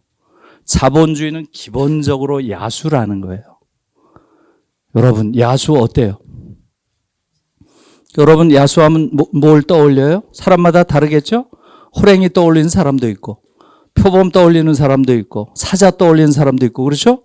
야수 어때요? 엄청나게 잘 달리죠? 그래요, 안 그래요? 그리고 얼마나 잘생겼어요? 정말 늠름하게 최고의 잘생기게 야수들이죠? 자본주의가 그런 거예요. 자본주의가 얼마나 효율적으로 잘 달려요? 그리고 얼마나 잘생겼어요? 여러분 백화점 들어가 보세요. 들어가는 순간부터 완전 몽롱해지죠? 그래요, 안 그래요? 자본주의의 이 화려함이라고 하는 것은 상상을 초월하는 거예요. 여러분, 이 자본주의는 어떻게 지배하나요? 현혹을 통해서 지배해요. 현혹. 중세 시대에는 어떻게 지배했죠? 중세의 영주들은 무지몽매를 통해서 지배했죠. 인간의 의식을 어둡게 함으로써 지배한 거예요. 어둡게. 인식하지 못하게 함으로써 지배한 거예요. 목매를 이용해서 지배했죠. 자본주의는 아니에요. 자본주의는 현혹을 통해서 지배해요. 현혹이 뭐예요? 너무 눈이 부셔서 안 보이는 거예요. 중세 때는 어두워서 안 보였는데 인간이 어떠한 이성적인 성찰을 못했는데 자본주의는 너무 눈이 부셔서 못 보는 거예요. 여러분들이 아마 백화점 들어가 보면 그런 느낌을 가질 거예요. 자본주의의 본질을 볼 수가 없어요. 너무 화려해서. 그러니까 이 야수라는 비유가 굉장히 맞는 비유예요. 엄청나게 잘 뛰어다니고 너무나 화려하고 멋진 이게 자본주의죠? 그건 맞는 말이에요. 그런데 문제는 뭐예요? 뛰어다니면서 자꾸 인간을 잡아먹는다는 거예요. 이걸 잡아먹지 않으면 되는데. 그 잡아먹는다는 게 무슨 뜻이겠어요? 잡아먹는다는 게 바로 실업과 불평등을 필연적으로 낳는다는 것이요. 실업과 불평등. 이게 자본주의의 내적 모순인 거죠. 반드시 실업과 불평등의 문제를 낳게 된다는 거예요. 이것을 바로 잡아먹는다. 이런 표현을 쓰는 거죠. 자, 그러면 어떻게 하면 좋겠어요, 여러분? 자본주의는 너무너무 잘 달리고 너무나 멋진 이러한 야수니까 어떻게 하면 좋겠어요? 자본주의가 가지고 있는 이 효율성은 최대한 활용하면 좋겠죠. 그 대신 야수성은 통제해야 되겠죠. 못 잡아먹게. 그러니까 재갈을 물리고 고삐를 딱 채워가지고 이걸 통제하면 이 야수를 우리가 타서 통제하면 굉장히 좋겠죠. 가장 이상적인 거예요. 그래요, 안 그래요? 그걸 해야 된다는 거죠. 그러니까 바로 자본주의란 야수를 통제하는 것, 이것을 뭐라고 불러요? 이것을 소셜이라고 부르는 거예요. 소셜 마켓 이코노미, 사회적 시장 경제. 이걸 그렇게 부르는 거예요. 한국 사회는 소셜이 아예 없죠. 자유시장 경제, 내깔려 두자는 거예요. 한국 사회는. 이걸 내깔려 두니까 어떻게 돼요? 온 천지를 돌아다니면서 다 인간을 자꾸 잡아먹어요. 달리기는 잘 달리는데 자꾸 인간을 잡아먹는다는 게 문제죠. 여러분, 실업 문제라는 건 뭐예요? 자본주의는 기본적으로 5 내지 8%의 실업을 내장하고 있는 체제예요. 그러니까 이 실업은 어떤 개인이 게을러서 능력이 없어서 생기는 게 아니에요. 시스템 자체의 문제예요. 자본주의의 가장 치명적인 문제가 실업을 대체로 5 내지 8% 내장하고 있는 체제라는 거예요. 그러면 이 실업 문제 어떻게 풀어야 돼요? 이건 개인의 능력 문제가 아니에요. 시스템의 결함 문제지. 그러면 당연히 이건 사회적으로 풀어야 되는 거죠. 실업이 되면 실업 수당을 주고 실업 급여를 주고 실업 부조를 하고 끝까지 실업에 대해서는 그 구성원의 삶을 보장해 줘야 돼요. 그리고 실업 상태가 되면 반드시 재교육을 통해서 재취업이 가능하도록 국가가 책임져야 된다. 이건 기본이에요. 이걸 소셜이라고 부르는 거예요. 또 불평등 문제는 어떻게 하겠어요? 불평등 문제는 당연히 정의로운 조세를 통해서 자본주의 시장이 만들어내는 어마어마한 불평등을 사회적으로 조정해 줘야 된다는 거죠. 여기서 확보한 재원을 가지고 자본주의의 내적 문제인 실업 문제를 풀어야 되겠죠. 이런 식으로 돌아가는 시스템을 Social Market Economy, 사회적 시장 경제라고 부르는 거예요. 자유시장 경제 이해하셨죠? 자유시장 경제는 이걸 개입하지 않는 거예요, 국가가. 내깔려 두는 거예요, 사실상. 그렇게 되면 어떻게 되겠어요? 실업과 불평등 과정이 너무너무 심화돼서 지금 한국 사회는 여의도를 쳐다보면 왜 세계에서 가장 불평등한 나라가 됐는지 그냥 아는 거예요. 내깔려 두니까 그렇게 되는 거죠. 이해하셨어요? 이게 지금 한국 사회의 문제인 거예요. 자, 그러면 제가 독일과 비교를 해볼게요. 독일의 경우는 요 지지난번 의회와 비교할게요. 640명의 의원이 베를린에 연방의회에 앉아 있었어요. 지지난번 의회에서 자유시장 경제를 지지한 자가 몇 명 앉아 있었을까요? 몇 명?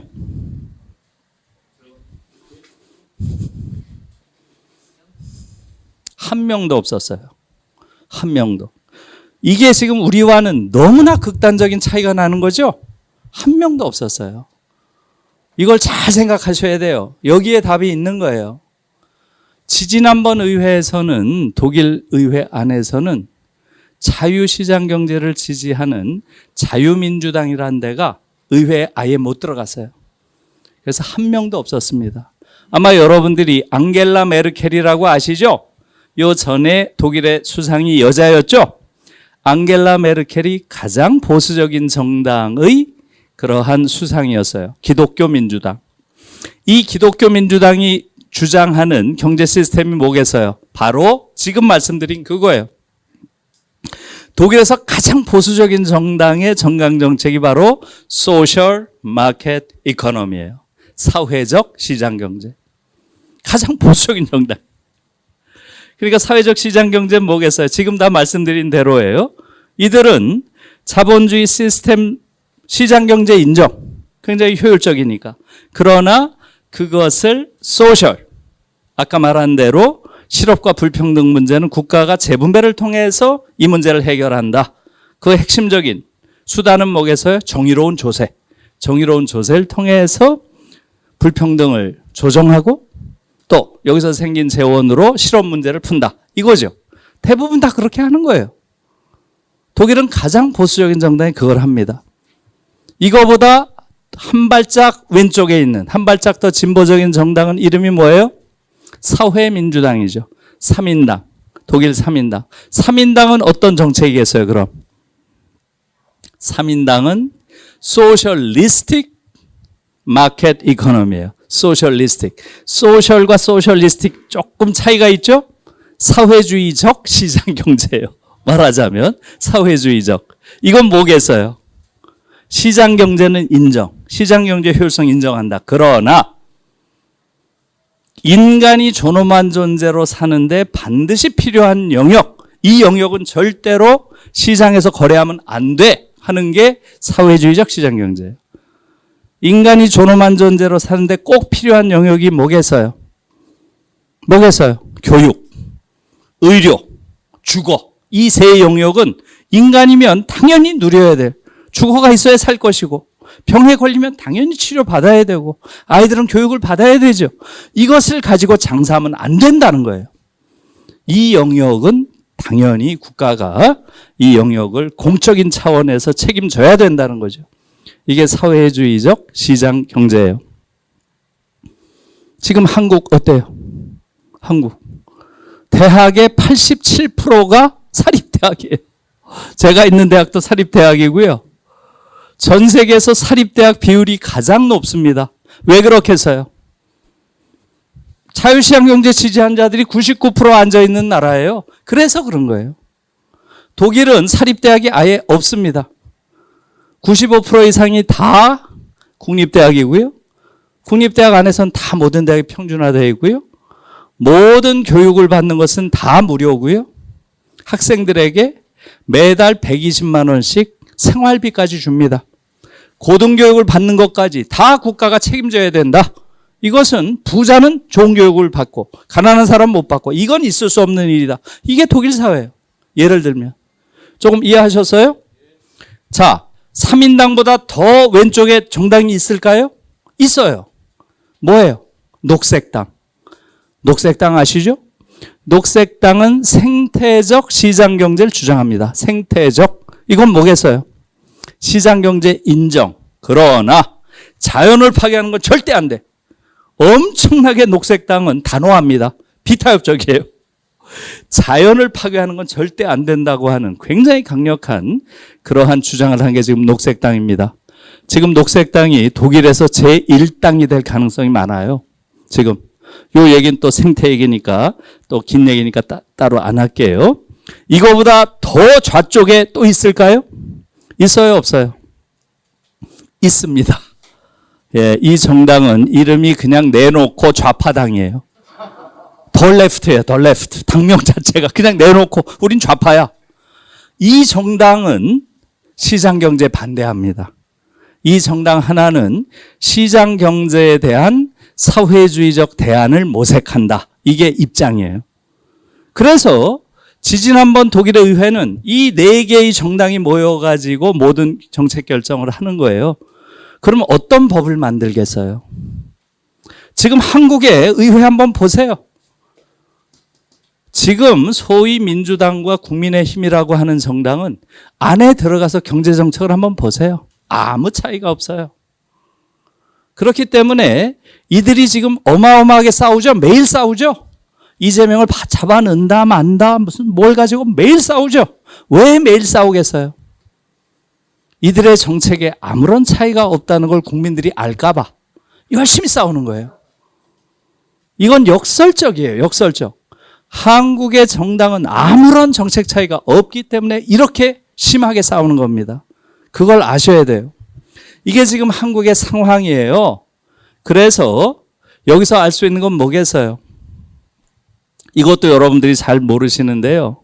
지금 대한민국은 지구상에 있는 국가 중에서 가장 극단적으로 보수적인 정치 지형을 가진 나라예요. 여러분들이 이걸 잘 이해하셔야 돼요. 지금 한국처럼 이렇게 보수적인 정치 지형을 가진 나라는 없습니다. 그렇기 때문에 아무리 정권 교체를 해봐야 한국 사회는 전혀 변하지 않습니다. 그걸 확실히 아셔야 돼요. 지금 정치학자들에게 우리가 전 세계에서 가장 보수적인 그러한 정당 구조를 가지고 있는 나라가 어디예요? 이렇게 물으면 아마 90%가 어디라고 답할까요? 90%가 미국이라고 답하겠죠. 네, 여러분들 그런 지금 정치학 이 분야에 대해서 잘 모르죠. 지금 미국이란 나라는 전 세계에서 유일한 건 아니에요. 유일하게 한국과 미국 사회주의 정당이 없는 나라예요. 그래서 이것은 미국 정치학회 회장이 쓴 유명한 책이에요. 아마 여기 도서관에 있는지 모르겠네요. 미국 예외주의란 책이에요. 이건 정치학의 고전입니다. 미국 정치를 이해하려면 미국 예외주의라고 하는 그러한 세이무어 립셋의 미국 예외주의 굉장히 중요한 책이에요.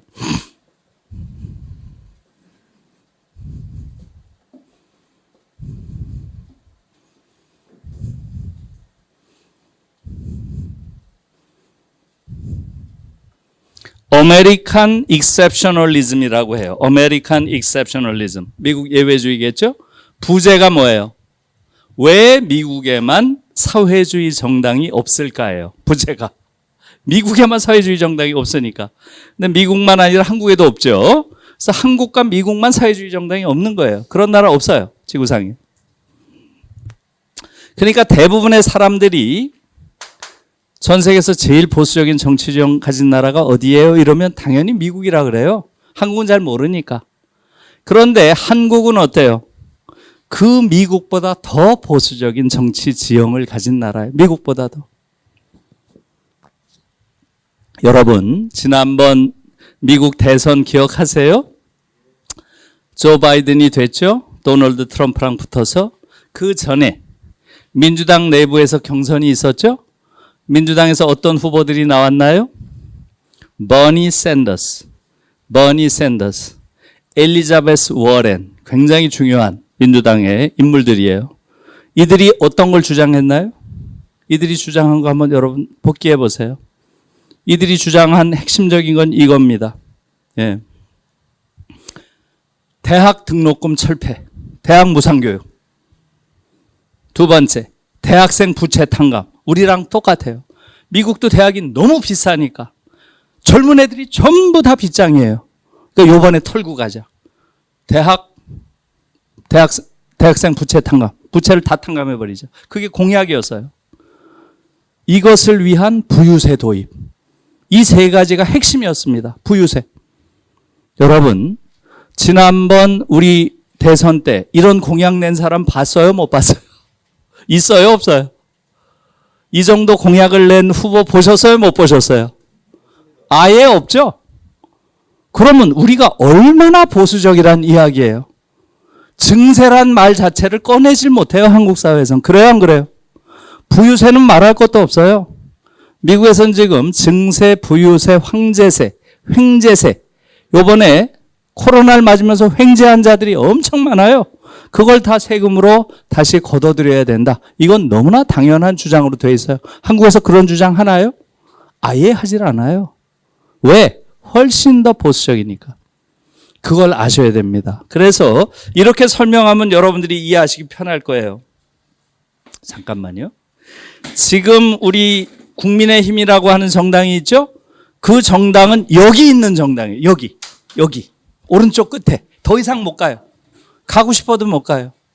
여기 있는 정당이에요. 가장 보수적인 정당이죠. 사실은 수구에 가까운 수구 보수 정당이에요. 여기에 한 발짝 떨어져서 문재인의 민주당이 있었던 거예요. 한 발짝 떨어져서. 얘들은 민주당을 뭐라고 불렀어요? 좌파. 문재인은 좌파다. 좌파 정부다. 이렇게 불렀죠? 이 말은 맞아요, 틀려요? 맞아요, 틀려요? 그렇죠. 맞는 말이에요. 이 사람들은 거짓말 안 해요. 맞는 말 하는 거예요. 얘들 입장에선 좌파인 거예요. 자기보다 왼쪽에 있으니까. 얘들은 온 세상이 다 좌파예요. 자기보다 더 우파는 불가능하잖아요. 이를 더 이상 못 가요. 좌우를 여러분들이 잘 생각해야 돼요. 상대적 개념이죠. 문재인 정부는 사실 한 발짝 옆에 떨어져 있는 정부예요. 이거보다 세 발짝 떨어져서 누가 있나요? 심상정의 정의당이 있었어요. 이거보다 세 발짝 떨어져서 있는 게 바로 독일의 앙겔라 메르켈이에요.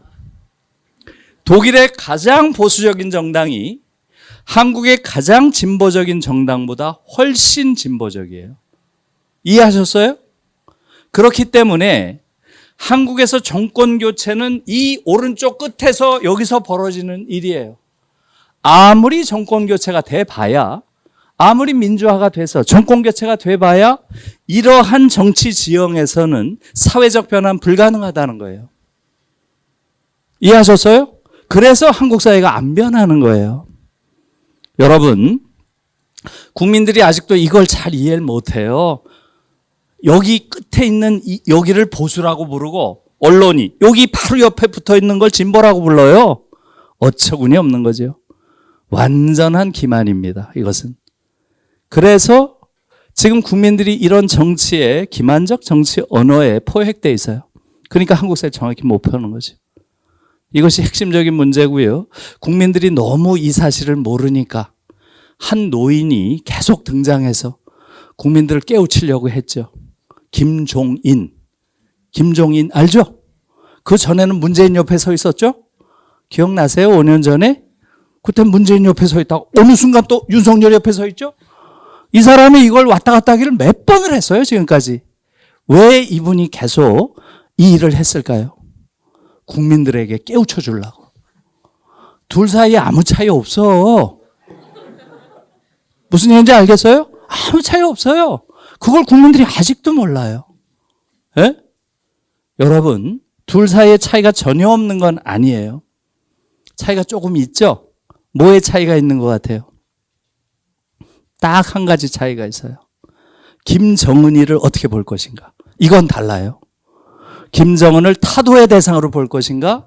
타협의 대상으로 볼 것인가? 요거 하나 딱 달라요. 이재용이를 어떻게 볼 것인가? 이건 100% 똑같죠. 이재용 사면한다는데 무슨 이견이 있었어요? 없었어요? 아무도 이견 없어요. 이해하셨어요? 이게 지금 한국 정치의 구도입니다. 이걸 아셔야 돼요. 그래서 너무나 극단적으로 우경화된 정치 지형을 가진 나라고요. 이것 때문에 한국 정치의 변화가 없는 거예요. 그래서 지금 말한 외국에서는 그럼 좀 전에 독일에선 제로라 그랬죠? 자유시장 경제 지지한 정당이 저것은 예외적인 경우죠. 물론 이 한 해만 소위 자유민주당이라고 하는 자유시장 경제를 주장하는 정당이 의회에 못 들어갔어요. 4.8%를 얻어가지고 한 석도 못 들어갔어요. 그래서 제로였던 거예요. 여러분, 유럽에선 일반적으로 자유시장 경제를 지지하는, 주장하는 정당이 몇 프로 정도 얻을까요? 몇 프로? 대체로 유럽에서 자유시장 경제를 지지하는 정당의 이름은 뭘까요? 자유가 들어간 정당들이에요. 자유당 혹은 자유민주당 이런 당이에요. 그런 정당이 대체로 유럽에서는 몇 프로 정도 얻을까요? 몇 프로요? 예, 20%는 없고요. 예, 독일의 경우는 대체로 5 내지 8% 얻습니다. 5 내지 8%. 유럽은 대체로 10% 내외예요. 10% 내외. 15%까지 가는 정당은 없고요. 10%에서 한 12% 정도. 맥시멈이 그 정도입니다. 다시 말하면 자유시장 경제라고 하는 것은 자본주의 시스템 안에서 작동할 수 없다는 것이 이미 밝혀진 거예요. 왜냐하면 너무나 사회적 갈등이 크기 때문에 실업과 불평등 문제가 너무 심해지면 사회적 갈등이 고조되겠죠? 그러니까 이것은 쓸 수 없는 시스템이라고 보기 때문에 유럽 내에서 그런 주장은 있지만 그것이 정치 세력으로서는 5 내지 10% 정도에 갇혀 있습니다. 그런데 한국은 99%가 앉아 있어요. 이게 지금 한국의 불행의 근원이에요. 우리가 이런 정치 구도를 바꾸지 않는 한 한국 사회의 이런 최악의 불평등과 이런 실업에 대한 무대책, 그걸 통한 국민의 불행, 이것은 계속됩니다. 모든 국민이 불안한 이유가 바로 여기 있는 거예요. 실업의 공포, 그 다음에 불평등에 대한 분노. 이게 지금 모든 한국인들이 가지고 있죠? 왜 그렇겠어요? 잘못된 정치 지형 때문에 그런 거예요. 그런데 지금 끝에 있는 이 두 개의 정당이 거의 95%를 차지하고 있잖아요. 그래요, 안 그래요? 이걸 바꿔내지 않으면 한국이 민주주의를 이루었다고 해도, 경제 성장을 이루었다고 해도 그 혜택이 국민에게 돌아가지 않는 거죠. 그래서 지금 이런 끔찍한 헬조선이 된 겁니다. 그래서 가장 중요한 것은 뭐겠어요? 민주주의라고 하는 것은 매일매일 채워가야 할 숙제다. 이렇게 얘기를 했어요. 윈터그라스라고 하는 독일의 작가가 이렇게 얘기를 했어요. 전 그 말을 좋아합니다. 민주주의는 완성된 정치 시스템 아니에요. 하나의 도구에 불과하고요. 우리가 그걸 매일매일 채워가야 민주주의가 작동을 해요. 그런데 지금 한국인들은 민주주의를 채워가지를 않아요. 민주주의는 우리가 최종적으로 달성한 어떤 목표라고 착각을 하고 있어요. 천만에. 시민들이 이것을 활용하지 않고 이것을 매일매일 채워주지 않으면 민주주의라는 건 아무 의미가 없습니다. 이게 지금 우리가 처해 있는 상황이에요. 그래서 앞으로 한국 사회가 보다 나은 사회가 되기 위해서는 우리가 보다 적극적인 민주주의자가 돼야 됩니다. 저는 그런 의미에서 노무현 대통령이 옛날에 한 말이 있죠? 뭐라 그랬어요? 결국은 좋은 사회를 만들기 위해서는 깨어있는 시민들의 조직된 힘, 이것이 가장 중요하다. 저는 이 말이 지금도 한국 사회에서 유효하다고 봅니다. 우리가 깨어있는 시민이 돼서 우리가 쟁취한 민주주의를 바탕으로 이제는 그 조직된 힘을 좀 만들어서 한국 사회를 이제는 좀 더 진보적인 사회로 만들어야 됩니다. 사회적 진보를 이룰 수 있는 건 우리 자신밖에 없죠. 우리가 완전히 피동적인 또는 우리가 완전히 일종의 구경꾼, 관람자 이런 입장을 취하는 그러한 민주주의 사회에서는 결국 민주주의가 완결되긴 어려운 겁니다. 우리가 참여하는 그러한 사회가 되어야 한국 사회를 이제는 한 발짝 더 나가는 그런 사회로 만들 수 있고요. 지금 그러기 위해서 가장 중요한 건 뭐겠어요? 가장 중요한 것은 선거법 개정이에요. 선거법 개정. 이 잘못된 선거법이 한국 사회를 망치고 있습니다. 지금 현대 민주주의라고 하는 것은 결국 대의 민주주의죠. 대의. representation. 그렇죠? 내가 대표를 뽑아서 그 사람이 내 의견을 대표하도록 하고 있죠. 이 대의 민주주의가 한국에선 완전히 왜곡되어 있습니다. 왜곡되어 있어요. 여러분, 제가 이렇게 여쭐게요. 독일에서는 의회에 교사가 많이 앉아 있겠어요? 교수가 많이 앉아 있겠어요? 네? 교사가 많이 앉아 있겠어요? 교수가 많이 앉아 있겠어요? 네. 갈렸네요. 예. 사회에 교사가 많아요? 교수가 많아요? 교사가 많죠. 예. 맞습니다. 그게 그대로 반영되는 게 보다 나은 대의 민주주의겠죠? 독일은 당연히 교사가 훨씬 많이 앉아 있습니다. 교수보다. 교사가 훨씬 많으니까요. 모집합에서. 국민 전체 안에서. 가장 이상적인 민주주의라고 하는 것은 남녀도 똑같습니다. 지금 모집단 안에서 남성과 여성이 50대 50이잖아요. 한국의 의회 과연 50대 50 앉아 있나요? 지금 의회에 여자가 몇 명 앉아 있어요? 여성 의원이? 19.4% 앉아 있어요.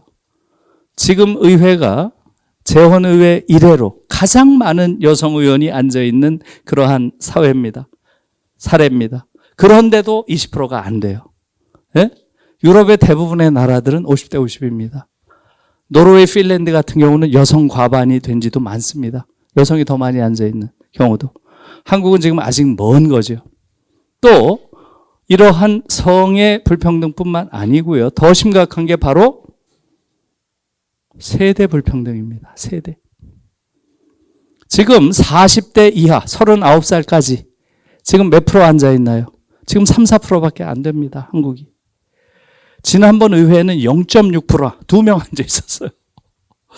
39살까지의 인구가 전체 인구의 몇 프로 되겠어요? 40%가 넘습니다. 그런데 실제로 의회에 앉아 있는 건 0.6%, 1%도 안 돼서요. 요번에 아마 한 3% 될 겁니다. 지금 덴마크는 40대 이하가 몇 프로 앉아 있나요? 의회에.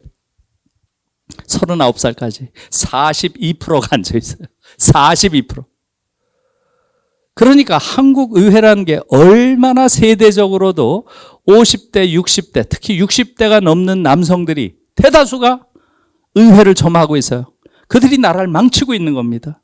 아주 낡은 생각을 가지고 있고 허황된 엘리트 의식을 가지고 있는 소수의 남성들이 한국 정치를 완전히 망치고 있는 거예요. 이 부분들을 이젠 바꿔야 됩니다. 젊은 여러분들이 의회에 들어가서 의회를 장악해야 됩니다. 덴마크처럼 40%까지는 안 되더라도 30대까지가 한 30%는 들어가야 돼요. 그리고 여성이 최소한 40% 이상은 들어가야죠. 그래야 젊은이들의 정치적 의사가 구체적으로 실현이 되는 거 아니에요. 여성들의 정치적 의사가 그래야 실현되는 거 아니에요. 그러니까 지금 의회가 완전히 잘못된 기형적인 구조를 가지고 있기 때문에 또한 한국 민주주의는 제대로 된 역할을 못하고 있는 거죠. 그러면 이러기 위해서 어떻게 해야 되겠어요? 모든 국민의 의사가 사표가 되지 않고 그대로 반영되는 선거제도를 우리가 만들어야죠. 지금 특히 60대 가까운 남성들이 완전히 의회를 거의 다 장악하고 있는 이런 어처구니 없는 비대칭 의회가 된 원인은 어디에 있어요? 단순 소선거구제라고 하는 터무니없는 승자 독식 제도 때문입니다. 지금 지역구에서 1등한 놈 하나 뽑잖아요. 그래요, 안 그래요? 그게 뜻하는 건 뭐예요? 유권자들 대다수의 의사가 사표가 된다는 거예요. 여러분, 지금 국회의원 선거를 하면 대체로 투표율이 60%예요. 그리고 40%가 넘으면 됩니다. 당선이. 그럼 462 24, 25%도 안 돼요. 전체 유권자의 약 4분의 1. 그러니까 사실상 한국의 대의제도는 4분의 1 대의제도예요. 4분의 1. 유권자 전체로 보면 4분의 3이 사실상 대의가 안 되는 거죠. 그러니까 대의가 왜곡될 수밖에 없는 겁니다. 그래서 많은 사람들이 독일식 연동형 비례대표제 이런 말 많이 하죠. 뭐 복잡하게 들리죠. 복잡할 게 하나도 없어요. 내가 던진 표가 그대로 의회로 들어간다. 이렇게 생각하면 돼요. 만약에 내 표가 사표가 되지 않는다는 확신이 있으면 어떤 투표를 하겠어요? 소신 투표를 하겠죠? 지금처럼 거하기 무서워서 착을 찍는 이런 투표는 이제 안 하겠죠? 그래요, 안 그래요? 그렇게 하면 한국 사회가 비로소 유권자의 의지가 여의도에 반영되는, 왜곡 없이 반영되는 정치체제가 되겠죠. 이것을 만들어내는 게 지금 굉장히 중요합니다. 근데 지금 선거법 개정 과정에 들어가 있죠. 여기에 대해서 시민사회가 어떻게 하면 효과적인 영향을 미쳐서 그러한 합리적인 선거제도를 이뤄내야 될지 여기에 대해서 고민할 때가 지금이라고 생각합니다. 예, 지금 거의 2시간이 됐는데요. 그래서 지금 한국 사회를 어떻게 볼지에 대한 말씀을 드렸고요. 여러분들 그 2시간 동안 긴 시간을 그렇게 귀 기울여서 들어주셔서 고맙고요. 제 강연은 일단 마치고요. 혹시 질문이 있으면 한 5분 정도 시간이 있으니까요. 여러분들 질문을 받아보도록 하겠습니다. 예, 질문해 주세요. 거룩하신 예. 윤석열 대통령님께서 예, 예. 내 선거구제를 지가라면 그분께서 말씀을 하셨는데 예. 혹시 그분의 진위가 뭔지 알고 계십니까? 그러니까 중대 선거구도 여러 가지 지금 유형이 있기 때문에 아마 어떤 협상을 벌일지는 모르겠는데요. 그것이 갖는, 그걸 뭐 그냥 무조건 나쁘다 이렇게 하기는 어렵고요. 우선 지금 이게 지역구도에 의해서 완전히 정치가 지금 왜곡돼 있죠. 경상도 또 전라도 이쪽에는 이건 뭐 정치가 없는 도시나 마찬가지죠. 부산은 뭐 그렇게 극단적이진 않지만 대구나 광주 같은 경우는 정치가 없어요.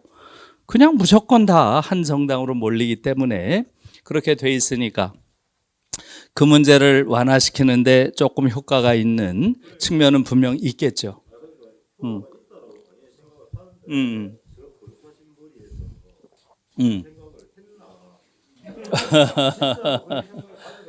예.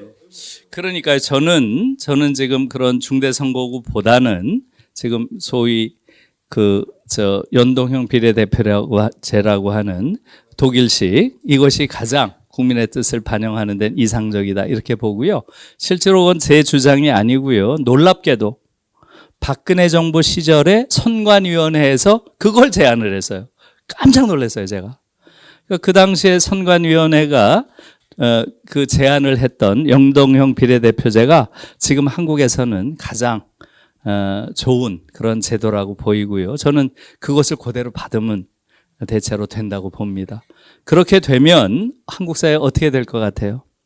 지금 한국 사회에서 반드시 여의도에 들어가야 될 정치 세력이 누구겠어요?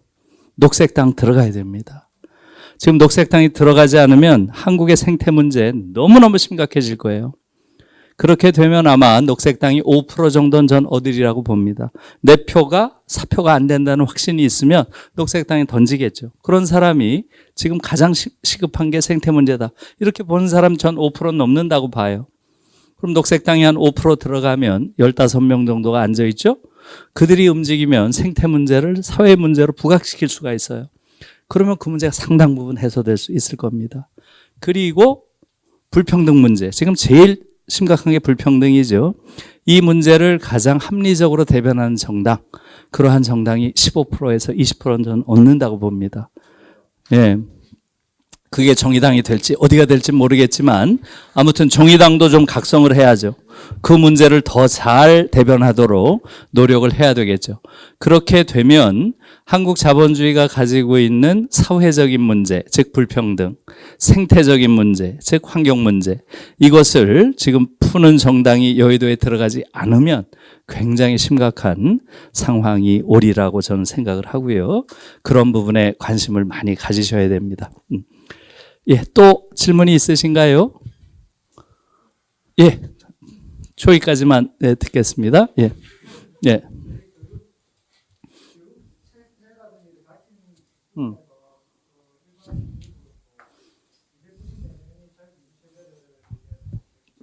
자유시장 경제, 자유시장 경제.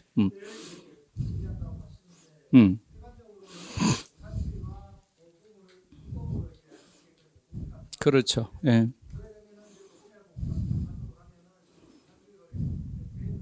그렇죠. 예.